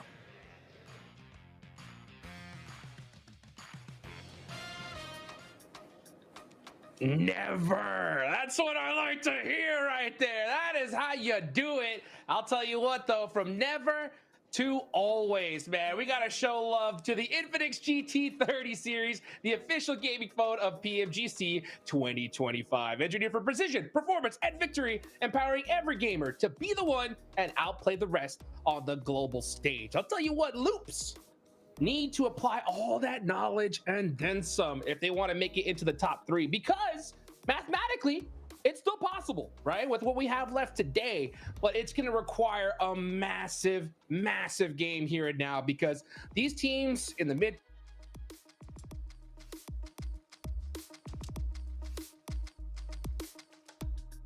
So I'm still waiting for his moment. He was for a time, right, the new generation of top tier players from Americas, and unfortunately ever since the end of last year we haven't really seen that kind of rise to fame and glory from Ratoboy. But I believe, Loops, you know what, there's still time, there's still 3 matches, there's still an opportunity for them to make that ascent. Yeah, let's see if they can make that ascent coming up soon. But you know what, we heard close for sure. I think that we're going to see these next matches heat up like crazy because I mean every single one of these teams, they don't want to go to last chance, right? They want to make it into those finals. So how much percentage do you think we're going to see like the gameplay level up in these last 3 matches? What do you think? I think 50%. Cool. I think That's a big 50%. increase. It's not. It is a big increase because I think these teams are kind of holding out just a little bit, but they're definitely doing a lot here already. There's not that much holding back. There's just a little bit, but I think just the intensity from everybody is going to make this a really interesting last few games, especially if we look at the 4th to 6th place, or even 4th to 8th, really, actually, because IC are at 104. In 8th place is Falcons with 96. That's less than 10 points away from a 4th place position for Falcons. So all of those teams in between there definitely going to be bringing in the heat in this next game. I mean, if I can bring up a negative point here, it's Alter Ego. I'm sorry, they had such a banger performance yesterday. There's nothing to show for it today. Really, this team just kind of disappeared. They've had some decent entry points and stuff, but when it comes to fights, I mean, look at this replay. I mean, I'm sorry to say, but they're just getting completely squashed, literally, by the competition. And there's still time to make up for that maybe rough start of the day, unlike Doran, who clearly has redeemed everything here for his squad. But Alter Ego here, Hodgix, this is the team that I need to see something from this next game, because otherwise, with how performant and consistent the top teams like APG and D+ currently are today, it's going to be tough to make that comeback. For sure. I'm going to say it right here and now. I think we got one slot left available, and I think that's the 3rd place position with GOAT. Yeah, I mean, D+ have 139. They're playing so well. Alpha Gaming, they're putting up points regardless of the situation. I just think it's too tough to catch up with how chaotic these last 3 matches are going to be. That's in my opinion, you know? So, man, we just see the level up, right, towards these last game. And we just saw Doran, 7 eliminations all by himself. I'm going to tell you, if the Wolves somehow pull it out here and steal that 3rd spot away from GOAT, it's going to be 100% due to that one particular play. I mean, that's a huge difference maker right here, Max. Could be. I'm actually, you know what? I want to talk about Doran real quick. The fact that we've had so many top-tier players from Romania in the past, like, I'm sure some people are going to remember Eastern Stars. I'm sure that's going to be a callback for some people. And you had Octavian, you had Kapahala, all those guys.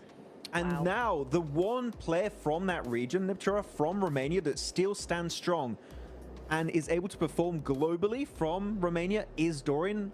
You would have told me like years ago, I would have said there's no way, but no, he is the guy who stood up and is still here to this day. Gosh, that's just a blast from the past. You took me back 2-3 years there with some of those names, Max. But yeah, Doran, it's so nice to see a player stand out even back then, continuing to do his thing. He's still on top. He still got it. It's really, really nice to see, especially at this level, right? PMGC, and you're able to get 7 eliminations on your own. 1v7 in PMGC is insane.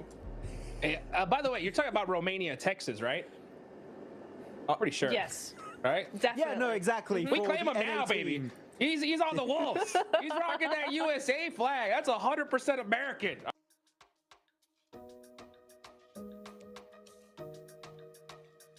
I love to see that. I love to see those plays, and you know, it's these crazy moments, these clutch moments that will just revitalize a squad. You know what I'm saying? Because, you know, when you get in these high pressure situations, sometimes you need someone to make it happen. Hey, for D+, it's Chips in my eyes, right? Because anytime the going gets tough, you got to hit those hard peaks, that clutch shot. He's doing it for the squad. So, I mean, the fact that D+ has Chips and Nobu going crazy too, man, I mean, it's they're looking full steam ahead to make it to the finals.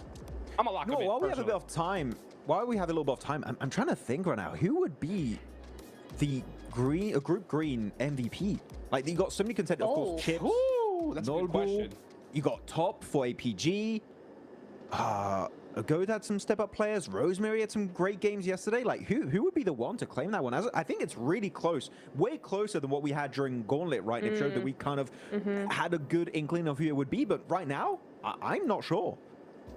I think it's gonna be Chips, to be honest, and the reason I say that is because he was daily MVP yesterday. Was he? Yes. Yes, he was. And then today we've also had a game from him where he was also MVP of that game, whereas Top has not. So Top was MVP day 1, but the performance overall from Top has not been as standout as Chips continues to do. And so I think it is probably gonna Chips be just inching that one over the rest of the lobby. That's a good pick. Who do you think, Hodgix? I think that's pretty close. I think it's pretty close right there. I think Alpha is not done yet because I think we saw them do that split in Rondo, that made me hype because I was like, you know what? Yeah, if you're gonna mix things up, you really only need one good game if you're Alpha Gaming to lock yourself in, right? The fact that they did that split and they sent Top, like one of their top fraggers out there to try to get some eliminations, I thought was a brilliant play. I think that if they get a normal set, there's no pressure at all on this squad, as opposed to everybody else, pretty much for the most part, Max. Yeah, I mean, actually, I just cheated a little bit. I just looked. It's currently in order, top 5 MVPs for day 1, day 2, not day 3, but it was Top, Nolbu, Rosemary, Falak, and then Chips. So Chips actually way lower than I expected him, Cho. That's kind of a surprise. Wow. I'm so surprised by that, but I suppose MVP for the team maybe isn't MVP for the lobby, right? He's doing things for the team, but maybe the other guys are just out eclipsing him just that little bit more. Well, man, now is the time, folks. You gotta put up some points right here, right now. It's the grassy lands of Arigale for the final time today. John, Blank, who's gonna win this one? Tell me, I wanna know.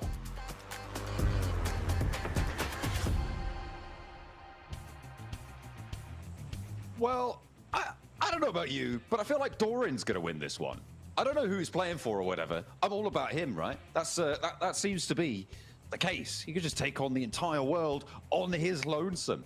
Wow, wow, wow. What a monumental achievement in that last game. But all jokes aside, it's definitely Team Secret winning.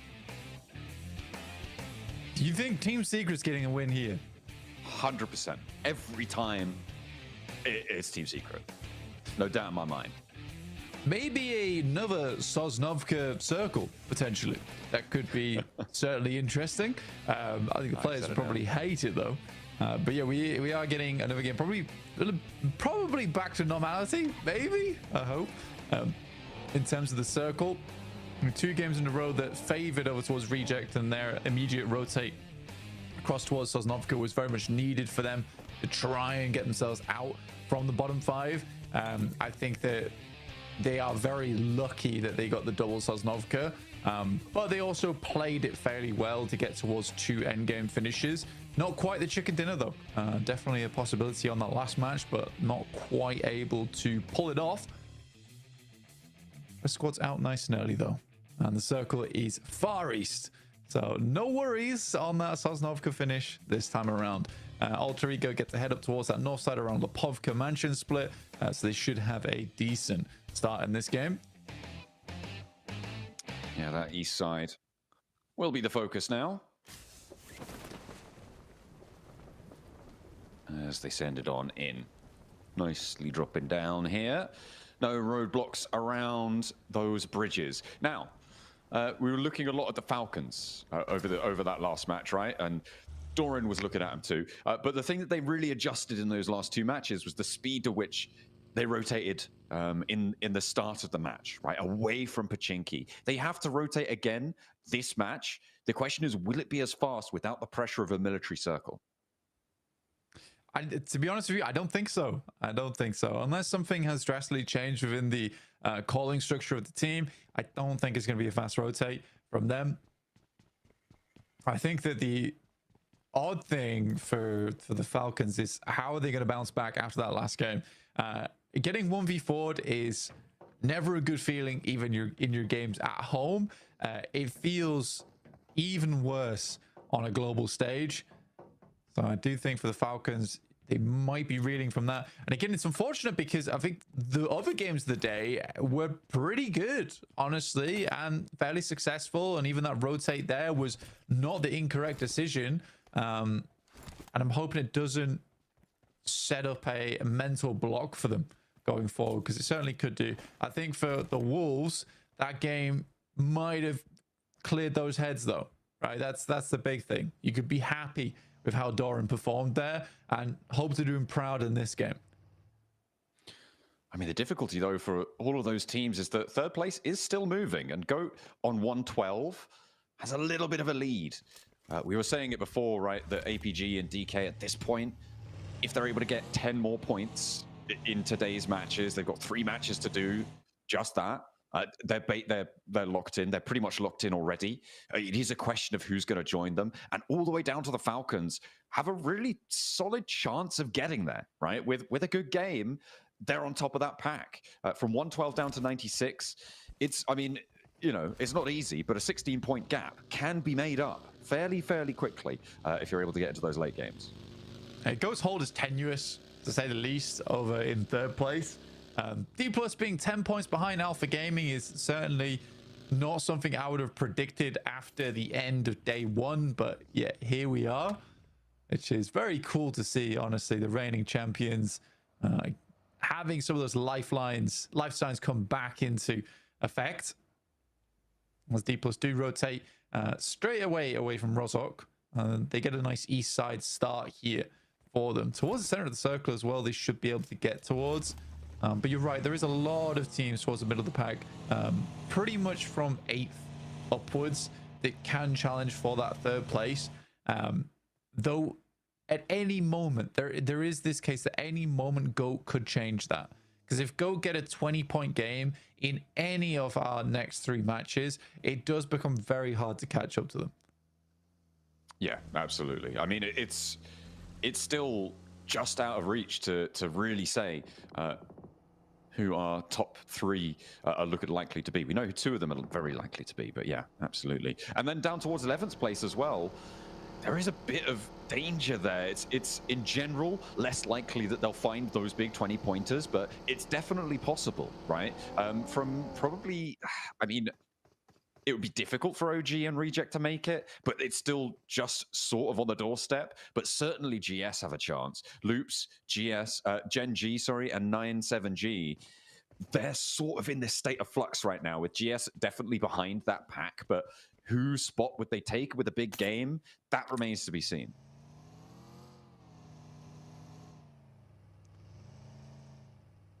Let's take a look at the center of the circle at the moment. 9Z coming in from Yasnaya. They do have an outpost down towards the south side, scouting. D+ also moving their way in. Reject so far have done a fairly good job to start moving up towards the top side of the, well, the middle of the lobby, let's say, at least not the top side at all. But currently in 13th place. They're still a hefty 18 points behind, though.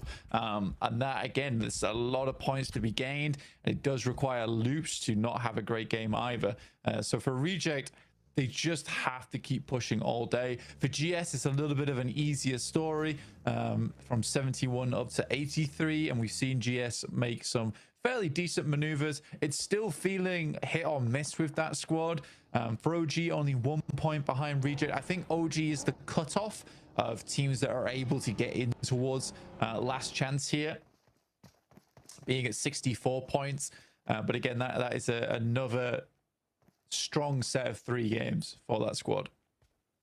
Yeah, absolutely. It is very difficult. Again, we were thinking about that bubble towards the lower end being somewhere around the 90s, maybe low 90s, could be pushing up a little bit, especially given where we sit right now. It is very difficult to imagine that Tiamba are going to be able to get 40 points in 3 matches. And for Team Secret, 70 points, no. It's impossible. Even though they're going to win the next 3 matches back to back, you're just not. It's just not happening. Imagine, you know, you get 3 20-point games back to back, and you still don't even qualify for last chance. Oh, you don't? Yeah, you'd be on exactly. 81. Yeah, so it's rough. It's definitely rough. And I think Team Secret is the only team that is completely counted out here. But even for Tiamba, if they go down here, then they're also counted out. Pretty much. That would be nasty news for Tiamba. Alter Ego really want these points, though. You can see where they are on the tables right now. 5th place. And they were up in 3rd. They've been up in 2nd as well. They've been dancing around that top bubble. But for now, they're in 5th with a team 1 point ahead of them, a team 1 point behind them, and plenty more behind that who would be all too willing to usurp the spot and take some of that prize money and the all-important ticket to the finals. Goats moving in on the southwest side with APG behind them. The circle goes back out towards that western side. For Erangel here, this is our last Erangel of Group Green. It is also the last chance to get stable points and more so stabilize your position in the leaderboard. I think if you head over towards Miramar, as we've seen multiple times, some of the circles are so hectic. And the big thing about Miramar is not the fact that it can't be played well, but you get towards this end games where the circle can really only support 5 teams at most, and that's around about stage 6, stage 7. So there's less chance of you. Unlike Erangel, where you get to stage 6, stage 7, you can have like 8 or 9 teams in those circles, which gives a lot more chance to our squads to have a strong finish there. But you might just be cut out by luck, essentially, in Miramar, whether you can make it or not. You need to make sure now on this last Erangel that you secure that position and make it a little bit easier for yourself, basically giving yourself a buffer going in towards Miramar. That's most important for GOAT right now, because they already have a small lead. They could extend that out further. Their life becomes so much easier on Miramar because they can just play it slow. Yeah, it's potential to be a little bit more relaxed there. You'd love to see it. You do not want that pressure of knowing, oh, we need to get like a 17 elim game here to do something on these tables, etc. It's really nerve-wracking, and you do not want that on your conscience. Teams are starting to line up very, very linear down the center of this circle blank. That Yaz field presence being really felt on that west side. Everyone wants access to the mansion fields if it goes northeast. It does start to splay out down towards farm, down towards Milter, with that lumber yard on the southeast side as well. But on the north side, very much along the road south of Yasnaya. Team Secret do find loops. That's a big deal, especially for the 11th place position. Rafina, lucky to get away with his life there. I'm surprised he didn't find that final shot, but they will look to see if they can finish off some more. You have to hit that, finally. Oh, two of his teammates sending over his head. Lovely bit of stunt driving there coming through from Team Secret. Even if they can't make the points work, they'll try and look pretty doing it.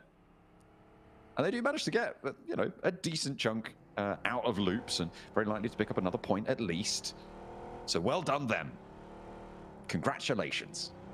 Well, the big thing is that getting 2 players out from 11th place, the 11th place team, is actually a massive deal here for Reject as well as OG. Stops Loops from progressing too much and gives yet again another chance for both those teams to put up some strong points here. And with OG being able to play up towards the north side, play in heaven, you know, this is a really strong chance for them to get a good game on here. Absolutely. They need to regroup properly, though. If they don't find it in time, teams will start to crunch in. GOAT moving in from the southwest side with the Falcons out to their west. Wolves on the northwest of this still D+ ahead of them. GOAT do have a challenge here. They don't really have too many options, and Gen G already finding their way in the building that Killer Joe was trying to scout out. Papara Supermassive. I mean, you can't stop off there, really. It's too close to the edge of the circle. Want to get a little bit further. The 2 from Loops, GS, everybody's sending now. You've got to do. I mean, this is an awkward area of the map to be playing in. Still have Mansion in play. No one really wants to go for that just yet. They're waiting for the circle to make a true decision on where it's finishing. D+ just sends center. They're quite happy with that one to play in that position. Again, Alpha Gaming down towards that southeast side, playing it more towards the edge here. They will have to sweep through teams, but it's a team that has the capability to do that massively. No one getting fully stuck into a fight just yet. But I mean, it is APG really on this eastern side. That sweep through, maybe. Papara Supermassive there as well. Probably the first team to face Alter Ego potentially around this prison mound. Tianba, hey, they still got 4 players alive, you know? They're fine. They're doing okay. They can still do it, I believe. Well, don't even know if I believe myself on that one. You are Captain optimistic today, honestly. Yeah, let's go with that. Let's go with that. Loops trying to move on through and actually finding an opener to Papara Supermassive. Yeah, 1 point. That's 2 players is good. Definitely good. But Papara Supermassive losing a player there to a 2-man team is pretty rough. Playing alongside this ditch. Sits around the dead trees. It's a okay position. Put it that way. Requires smokes though. To keep teams off your back. Also easily crashable. Your outpost as well is also gone due to loops, which does make this a bit more awkward. Waiting for stage 4 now to pop. Wolves on the northwest, 102 points after that game. True heroes performance from Doran to sit them there.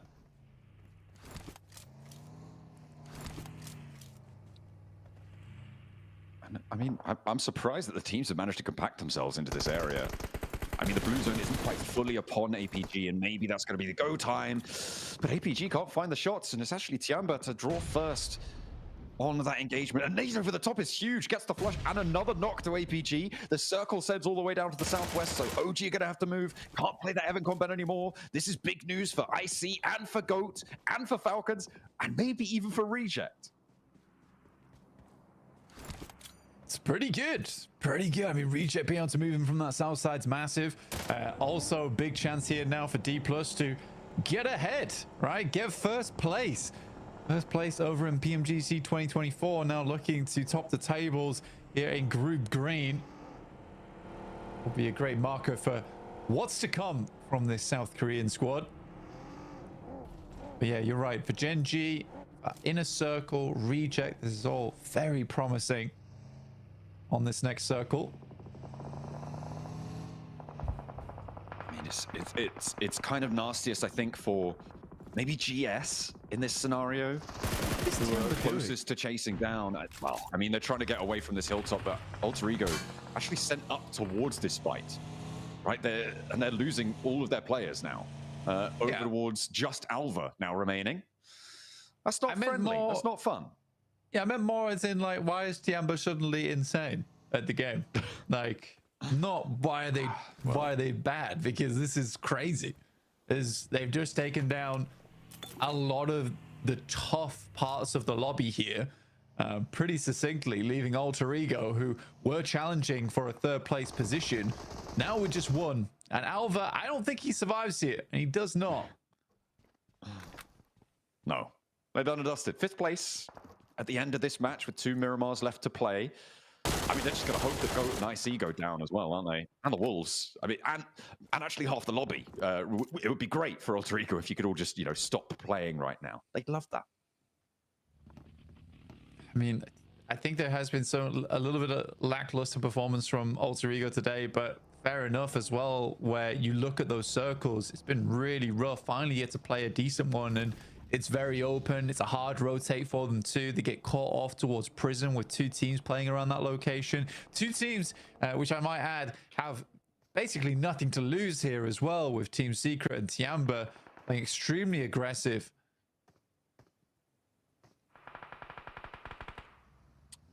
There's a real firecracker about to pop off, I'm sure, there. But GS are crashing. 2 teams chasing for that 11th place bubble.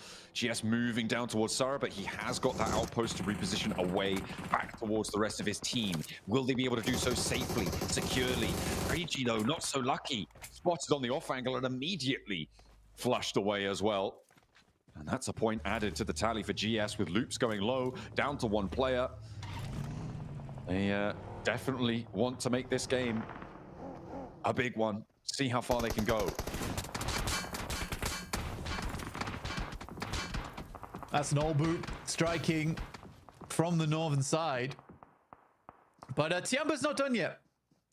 The nades, pins pulled, and Team Secret looking to hit the deck here as the explosions come through very quickly. Good damage will find 1. Xerus should go down to the splash damage there, and does. Tiamba decided that they can play PUBG Mobile finally. Yeah, they've been allowed to open their eyes, it seems, on this one. A nice pick up there. Wolves trying to make the dash now across the open ground. OG trying to stop them. And they have got a beautiful line up there for AKOP. Doesn't quite connect for another knock, but slows the Wolves down a lot more. They've got 20 seconds to get back up and into fighting form. With the tanky getting rezzed as well, OG are on 4. They have to move 2. The question is, where do they go right now, Blank? It's open area to the north of Shelter, to the north and the west of Mansion. Wolves who need to make their way out, but like you say, they are surrounded on both sides here. Falcons looking for a little bit of redemption from that last match too, as Alpha Gaming takes this opportunity just to swing through. They see the smokes down over towards 9. See, and swing straight back around again. Not worth their time trying to pick that one up. I think for Wolves, this is an extremely difficult run out. They are pincered at the moment. Certainly are. Tiamba taking down Papa Supermassive as well. They take a knock. Oh, that's all the way out the back, actually. So Bond might actually be a full casualty. Wolves crashing across the road. The Falcons were trying to make their life hard, and that is going to continue to be the case as Wolves are getting torn apart, crashing into OG. It's not friendly. I think it's just Bat now remaining. Meanwhile, in the picture-in-picture, the south side is getting real hot between Reject and GS. Those two teams looking to chase for that 11th place bubble. I don't quite know who's in the lead right now, Blank, but I feel like GS might have this one. Reject taking heavy casualties. Apollo nades his teammate. And that is it, done and dusted. 65 points now for Reject and not much more. But GS do profit off the back of that. 4 elims on that game. Wolves down as well. Egos will go out. It's just Baton left remaining. Good nades coming through from 9Z over towards OG as they try to cross the road. It's a difficult crossing, certainly. I'm just looking. I just had a little chuckle. I looked at Tiamba. They've got 11 eliminations, Blank. Yeah, we're in minute 20, right? Like this. It's very confusing. I don't think they're going to be able to get too much further here out in the open, but they do have a position in this next circle. We'll see if they can maintain it for a little bit longer. OG also heavily suffering. This 9ZG layering the nades on in, but one nade sent back their way could be beautiful. Falcons having a tough time in the meantime as well. On the other side of it, the other flank against OG, and they find Narvalo. I mean, Narvalo's been down for a little while now. OG do take quite a bit of damage there from the Falcons. It was instantly healed back up again. Redox does get knocked though. Ralph will have to send out, try and pick him up. Good shot there coming through from OG. Will take down Koa, and now with just Ralph remaining. This is where you want to see OG push. That's exactly what they do. Well done. But the next move, again, they are trapped on this north side. Goat have to move as well. Do they want to try and stymie OG, or do they want to try and get closer? Remember, they're defending their 3rd place right now against IC, who have position in the circle. Okay. A nice little pick out there as 9Z try and roll on up, but Tanky has other ideas. He's going to stop them dead in their tracks, look for more spray downs. Finally, a turn on the corner is there, but the rest of OG now need to pick up the slack. AKOP can't do it, but the teammates are still rallying, and Tanky stays alive. One player now for OG to pick them back up. For 14 seconds before the zone moves, they might just be able to roll out as 3. Really good stuff. Again, Tanky is definitely my favorite player on that squad.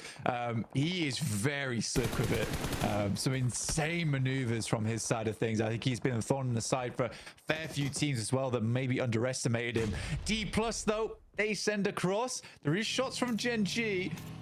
I think D+ trying to finish off that fight between them and OG, but seeing their teammates getting blasted out by Gen G in the background, sees them run back towards the rest of the team. Tiamba still taking shots, but it's Gen G to do most of the work there over towards GS. For Gen G, this is a big deal for them. If they get a chicken dinner on this game, that does shoot them back up into the hundreds alongside a lot of other squads. Oh my goodness me. It is really their time to join that fight, it seems, but Goat are still alive, Blank. On the western side, they do have to get on in, and Inner Circle maybe a little bit more happy because they are in the circle on this next rotate. D+ with one player left standing. Trying to rack up as many places as they can, but Chips out the open will be taken down, and the point goes to OG, who are now very close to GS, and they're behind Loops on 77. OG with the crash, actually, over towards Gen G's position, and one of them's knocked on the wall. I mean, for OG, this looks a lot more aggressive. It looks good. I mean, they are trying things today, and I like it. I really do like it. A Tanky now on the side wall. WizGod has to move up in the vehicle. There is a nade sent out. It's a little bit too far, but a nice Molotov will cause damage to be sat down on the side. Nade goes a little far again from Gen G, but GS assaulting from the sidelines too. I'm looking at Goat crashing into IC. That's the battle for third place popping off right now in the picture-in-picture. It's really, really dangerous stuff as Gen G look at a climb, but a nade from WizGod is able to land on target. Goat are looking to keep this crash going. IC hopping out, but can't quite find on the spray down. And there's a chime in from Tianba, who is still alive, by the way. Oh my goodness me, there's 3 very important fights happening right now, Blank, all at once. As on the south side, it's Goat who take down IC. 6 elims now, placements into 5th place. And there's still that Lone Ranger running across the open ground. And no, hang on a minute. He has got his teammates still going with A-King behind him. Tianba getting themselves up towards the wall with 12 elims on the match, by the way. Gen G at 10, OG at 10. You can see teams are really pushing as far as they possibly can to try and get into last chance here. We are so close on the tables for 3rd place. We are so close on the tables down towards for the last chance. A Tanky finds Quick. Tianba steps up but can't find the shots onto a Tanky. Oh, he's dodging down there. Goat may be onto a winner though, Blank, with Gen G starting to wane. This could be the time that they solidify that 3rd place, move it out of reach for almost everyone in the lobby. Inner Circle could have been the last bastion here. OG lock in some placement points. You saw them just flick up into 12th place, but they are still short of 11th. Their game is over in 5th place here. 2 more maps to play. And an 8-point difference between them and Loops, who sit still on the bubble. Oh, come on. That was... You shooting above him, dude. It's not that big of a drop-off. Finally gets the job done. Yeah, for Goat, you're absolutely right in terms of maybe they could finish here. The big thing is this. 14 elims from Tianba is extremely silly. Oh, dear. And does see them with a chance. I mean, it kind of does, right?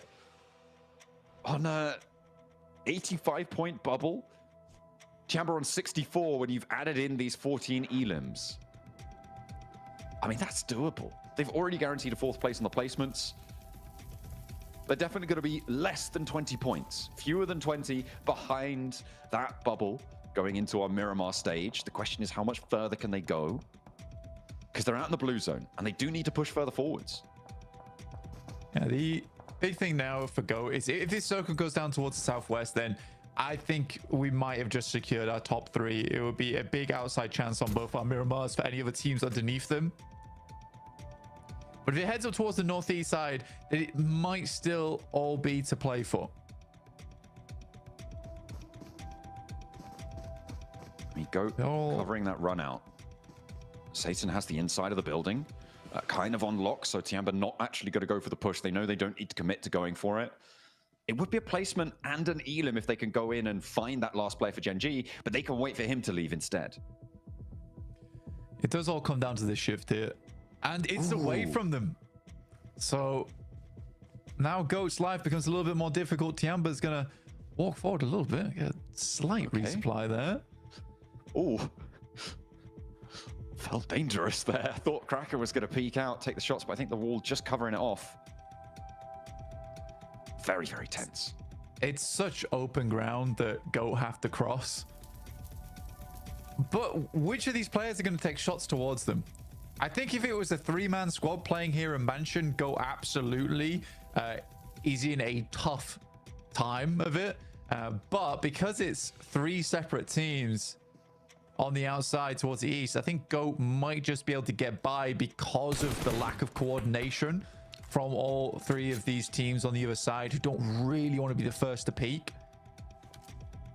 I mean, the fact that they've got 3 players though as well, that's going to be really worrisome. They are the main team that has to move, but GS have to let their last player out. And remember, GS also chasing for that bubble. Currently on 78 points, and then you add on the placements. Blank, they're very close to already being into 11th against Loot. Another Elim, another team going down would be brilliant news for them. The smoke train's there. Goat might try and leverage that to actually stretch out themselves. Come on, Tianba. Now's your time to peak.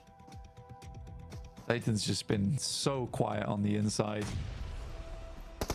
And it actually might let Go get up to the wall, in which case it may not have mattered the circle pushing away from either of these squads. But look how open this ground is. ESO not taking any shots either just yet. He basically smokes for Goat too. Now the zone will close dead center. It's going to start now, and teams have to move. The smoke's lining up. Tianba have started to push out, but stepping back into the blue zone. ESO finds a play like that. That's huge. Finding that off angle, finding a knock against Go. That brings it into a 2v2v1 now. The res needs to come through. Tianba, stop this res from happening at all costs. They need to find it. The smoke there covers off the other angle. Aching, Milo, where are you? You need these sprays. You need them now, or Go are going to be back up as 3 up into the wall, and Satan is still there. He's crossing the open ground, and Kraken, he's able to find it. Satan goes low. He's been spotted. Aching with the angle on towards him. Looking to keep that spray going. And Tianba looking to ladder up. They will get second, but they only have the one player to stand, and the nades from Goat over the top seal the deal, and they might have just guaranteed Goat's spot in the grand finals. What a close down on the game. Tianba making waves, but it is the top 3 looking all the more certain. Yeah, it's such a messy finish there coming through from those 3 teams. Saiyan does nothing, Tianba does nothing.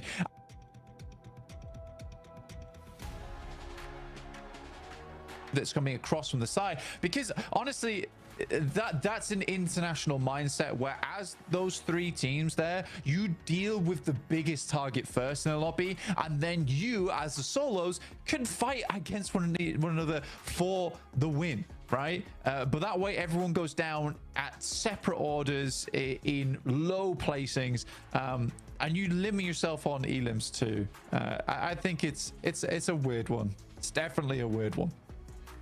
Yeah, it's a really, really weird ending there, but Goat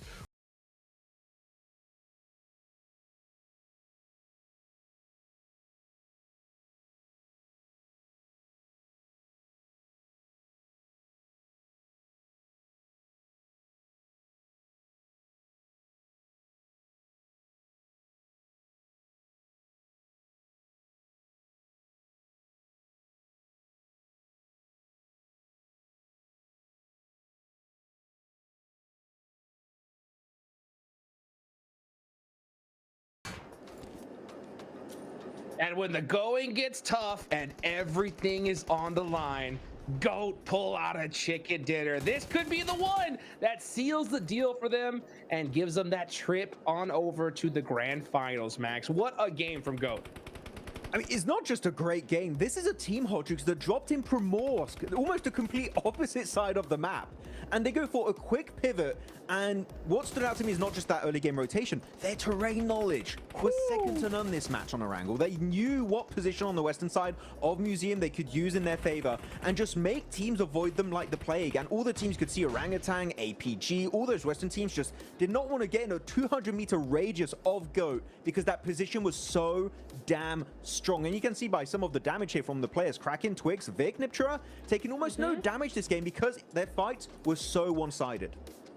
Yeah, really nice show, and you're right. They went onto that western side, they got a great position, and they were just able to clear teams, just very methodical. I think that's really the name of the game so far in the group green stage, right, is just this methodical attitude towards the rest of the lobby. They're not going full sends, they're just taking it slow, one at a time with those timings as well. Another really good game from Go, and that is why they're in the top 3 currently.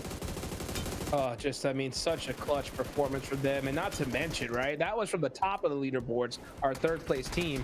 But man, this game really just showed the desperation and tenacity of our bottom squads, man. You saw Tianba go crazy with a bunch of eliminations. Whoa. OG get a bunch of eliminations. GS as well. You can see they're trying to do everything they can. It's just so difficult with this point lead from Loops, right? They're hanging on by a thread here. They're just crawling through these games, just hoping, just one point, sir, please. That is all we want, just one extra point. And you know what? A point might just be the difference maker at the end of the day between 11th and 12th position. Who continues in the last chance and who is sent home after these next 2 matches? 2 Miramars is here to seal their fate as we still have some of these replays. But man, Museum, all over the place. Oh my goodness. D plus Crazy. Kia going full send onto Gen G. In my opinion, the crash was very poorly executed. Keeping chips as an off angle on a flat terrain like this for me is the wrong decision, Niptura. And then Orangutan, more opportunistic, right? Looking to go for a third party. I appreciated that play. I did, but again, it was just a little bit too late, right? They tried to do something there on the opposite side, trying to just pincer Gen G there, but it just wasn't gonna work. The timing was way off there, but we see these rotations, Max. You're right? Goat over in Primorsk, a complete opposite side of the map there from everybody else. That was a... They had to get a lot of fuel to make that rotation. They had to loot a lot of those to make sure those cars were still in working condition. Here, really adamant to play these high ground positions in this spot on the map, and then they go for the side next to OP Dip. And this is the terrain knowledge I was talking about. That position they had. It's so hard for teams to breach you entering from the western side. So they just held it down, protected themselves with the cars. And you can see Orangutan. They did not want to have to deal with the side of Go. So they're like, oh, well, Museum does a fight with D+. We'll go for that instead because Go, that position is way too strong. And Go, knowing the Orangutan left, they fight IC instead in that compound. And then, boom, full control of the southern western side. Easy peasy wrap up for that chicken dinner on Goat's side. 20 points on the board. I mean, that is what they needed. Tiamba put up 20 as well. I mean, you can tell they're just trying to pull out all the stops here, Niptura. They really are. Some really good show from Tiamba, but oh, it's just a little too late, Jukes. A little too late. Just 2 games left for them to put up. I mean, we're talking about them having to put up an equal number of points in both the upcoming Miramars for them to really have a shot at the top 11, right? At going to last chance. And so that's just going to be so difficult. But hey, better late than never, I suppose. I really like what we saw from them. That's the Tiamba we're used to seeing. Hopefully we can see that again in the next game. I agree. I personally, with how chaotic I know these last 2 matches are going to be, especially the last match for sure, I think it's done and dusted for Tiamba. But that just goes to say, right? If they somehow make it happen, it will be the comeback of the entire year, Max. I mean, Reject, why 0 points? Alter Ego, why 0 points? Oh, we were having some good momentum yesterday for Alter Ego, today for Reject. No follow through on this game. It was definitely not an easy match for these teams. I do have to say, if you had to be center very early, like your Gen G, like your D+. But regardless, that momentum did not follow through. Hopefully that could be the case going into those Miramar matches. Though congrats to Killer Joe from GOAT Team being your game MVP. 4 eliminations, very important on his fight actually during that push onto the Pakistani team that shall not be named. Actually is currently in 4th position, and they are currently in the cutoff. Here, they would not make it to the grand finals, just barely. We need to see a comeback from those guys. Yeah, I'm gonna tell you right now. Okay, absolutely do. Neptura, I'm gonna ask you this real quick. I'm sorry to cut you off. Right? No. That from GOAT to IC, that's a 25-point difference. All right. We got 2 matches left to go. We know how crazy the last match is gonna be, right? In my opinion, these teams, I'm looking at you, IC, all the way down to Wolves. You have to do something different. A regular game of PUBG Mobile isn't gonna get you in the grand finals, right? What would you suggest? I want to hear from both of you guys, right? What would you suggest for a team like IC, right, to have to do in order to make it into those grand finals and possibly take out GOAT? Oh, that's a really tough answer. I don't know necessarily that they should do anything different. I think the way I see them playing has been pretty consistent so far today. Alter Ego, I think, do need to step up and try and get more placement, more of that end game positioning, end game presence. For IC, I would say just up the ante a little bit here. Not be more careful, but just be a little bit more persistent with their plays. Max, agree with that? I would agree. I'm just looking at the hot drops locations right now. So GOAT have a hot drop in common in El Porto with Falcons. Now that could be a very impactful one. If GOAT go out early, that could open up the floodgates for some of these teams to do a final last-ditch effort to get in the top 3. If you're GOAT though, Hodrix, now we're going on the opposite side. No, they know they might be targeted. They can't afford to go out early. I would say you change your drop location. You go Ruins, you go Tierra Blanca, you go Campo Militar, you go Prison. For all I care, you don't take the hot drop. Otherwise, you are throwing massively. If I see it happen, GOAT, for me, I don't want to see you in the finals. Sorry, that would be the throw of a lifetime. Yeah, I gotta agree. I think that GOAT should definitely mix things up here because personally, I mean, we've seen too much esports at this point, right? I think if you're IC and AE, if you do the same thing and just try to add it up, I don't think you're making it. Like, without a doubt, there's no chance. 25 points is too big to cross. You've done this all year long, right? Why not try to get to the finals here and now? Don't even worry about last stage, right? So last chance. Yes. So if you're IC, I'm not going to say hot drop, right? I don't think you're going to hot drop, right? But no, do something to possibly camp out a rotation. You got to figure out a way to take this team out early, because if they put up 5 points, I think it's over, right? Yeah. Yeah. Yeah. So they need agree. 0. They need 0, right? So, I mean, honestly, if I see IC or any of these teams going down, and this is how I feel about it, right? I don't even want to see you in the grand finals. I don't. Like, I hate it. It's the worst thing ever. You gotta do something different, right? I mean, if this was PMSL, you don't want to, like, you know, upset other teams, fine. But this is where the big money is on the line. Come on. Okay, chat. We're sorry. He's very passionate right now. Okay, he's a bit angsty. Okay, just he'll relax after this game. Don't worry. Yes, it'll be fine. Yeah. It's fine. It'll be fine.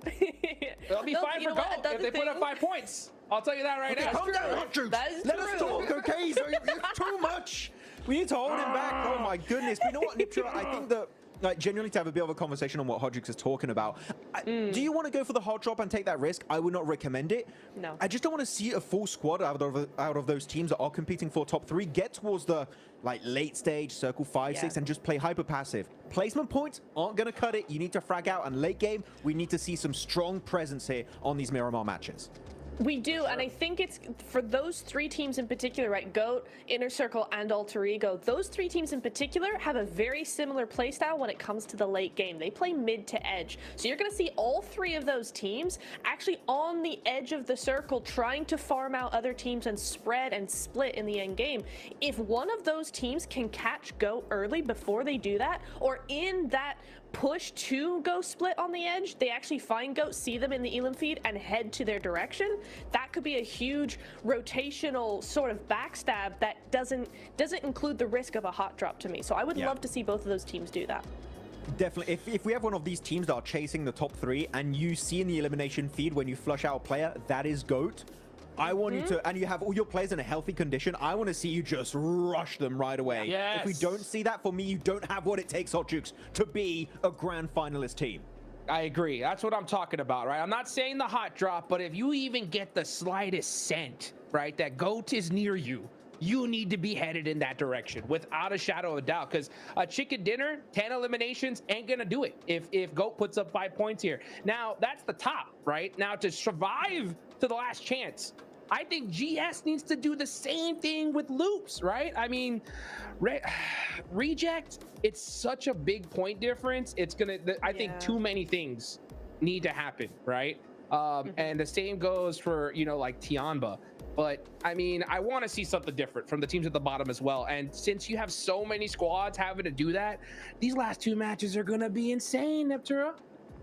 Yeah, they are. I mean, if Rejects had had Tiamba's game in that last Erangel, we would see probably a very different storyline coming through if Rejects able to get into the top 11. But the way it's looking, I think both Tiamba and RC are just not looking where they need to be for that next 2 game push rather. So GS and OG, I'm looking at OG still. They've kept themselves in the running today. I think both those teams need to be targeting Loops, targeting 9Z as well. And those 2 teams, 9Z and Loops, they got to be careful, man. I agree. I mean, so just to reaffirm, okay, Loops, yeah, they're 3 points away from GS, so that's mighty close. All right. OG are good, about 8 away. Tianba are 15 away, right? So Tianba, you know, Rejects, those guys definitely got to do something crazy here. But I mean, it's going to be a crazy last 2 matches for sure. And honestly, my eyes are going to be on GOAT to see how they perform in this game. I think if they put up, like I mentioned, 5 points, they're going to be solid. Loops, however, we need another 10-point game. I think Loops, if they put up a 10-point game here going into the last match, they should feel good. They should feel pretty good. Does that seem about right to you guys? I would agree. I would agree on that one. I'm looking at the point difference right now. You could even say middle of the rankings, Papara, Supermassive Blaze, Falcons, technically top 3. It's not impossible. I know it's very unlikely, and no Hodgins is going to say it normally never changes. At the end of the day, it always stays the same. But yeah, which is true. But that one time it does happen. Oh my goodness, that would be a hell of a story. So yeah, Falcons, Papara Supermassive plays, Wolves, Genji. I know there's a lot of pressure, a lot on the line here. You know what? Even if they do not make it here, Nipcho, they're still going to last chance. But then you got to be top 2. You got to qualify now. Otherwise, it's going to be so much harder for you to actually make it to Bangkok for these grand finals. It just is so difficult from here on out. And if you thought, you know, group stage was hard, last chance is going to be even worse, because now you've got all those teams in last chance just desperate. You think these teams are playing hard now? Wait till we get to last chance, because that is the end of the line for the majority of the teams. There are so few slots left once we get over there that those teams just gonna be having a really hard time to do anything, I think. So we'll see what happens when it comes to that. So I wouldn't want to be in those shoes, in that place, in that position. So really these last two games coming up, it's do or die, because man, I don't want to be in last chance if I were them. That's a fact, right? For those guys that don't know, we got Group Red coming to happen the day after tomorrow, right? And we're going to have some monster squads joining the fray of last chance. That's for sure, right? So, I mean, that's the last position you want to put yourself in. So looking at those leaderboards again, mathematically, for a possibility, just a sly, you know, wide shot, it's 9th place. Okay, 9th place could have a shot into top 3. And the way that happens, again, GOAT cannot put up a single point. And they would need at least probably a 15 elimination chicken dinner, right? That's a lot of things to happen. And the problem with this, again, and this is why I was saying this, Max, right? And Niptura, yeah, is that last game, you know, you have so many teams that need so many points. They're going to be going crazy, pushing everything. So, man, you got to be able to do it in this game, at least in my opinion, Nepturo. Yeah, it's gonna be something that you really just need to get your head on straight for these Miramar's, Jukes, because this is the last chance. Well, you know what? I want to hear from Jafar from GS. Let's see what 7 has to say from this guy in their last match of the day, possibly. Welcome to a quick report with the 7WG. I'm joined by none other than GS Jafar. Yesterday, going into Miramar, you had one of the best performances. You ended up getting 9 eliminations, a 4th place finish. Now, with currently just 3 points away from top 11, what is the mentality going into Miramar? انت بارحه ميرامار يعني ابدعتوا ما شاء الله عليكم. هسه 3 نقاط من توب 11. شنو تفكيرك لما اتجاه هاي ميرامار بالنهايه؟ والله شوف، مو بس بميرامار، اليوم من بدايه الجيم عقليتنا انه مو بس انه توب 11 عشان نحاول نجيب لنا جيم حلو ونتاهل، بس الحمد لله راح نحاول نركز بقيومتنا، نحاول نلعب مثل البارحه وان شاء الله نقدم اداء حلو. It's not just Miramar. We're entering today with a completely different mindset. We're aiming to actually make top 3, but it doesn't seem very likely. So more likely we're aiming just to make it to top 11. We're doing really well in the previous maps, and we think we can continue that momentum. Well, hey, I like that mentality. At first, you guys were aiming for top 3. Top 3 teams are playing lights out. That turned out to be unlikely. Top 11, it's almost right there. I'm hoping you guys can make it. Thank you so much, brother. Back to y'all. Yeah, top 3 is a little too far away for GS, but last chance is still right there. Okay, well, we're going into Miramar, Max, right? Yes. I like what you said. I think GOAT should change up their drop location. I know you're very familiar with the drops here in Miramar, okay? If that's the case, where would you want to see GOAT drop? How about that? I think I gave a few options earlier. You got Ruins, Campo Militar, Tierra Bronca. Prison was a bit of a meme pick, to be honest. I don't mean that much seriously. Yeah. But you got a lot of northern positions. Even the trash loot around water treatment wouldn't be a bad option. I think northern side here, Nipchura, would be the best option because a lot of the lobby is or central or more focused around Chumacera, Los Leones. Those positions are heavily just cluttered with teams at this point. So yeah, northern side, I would say not a bad shout for GOAT team. Yeah, I'd also avoid anything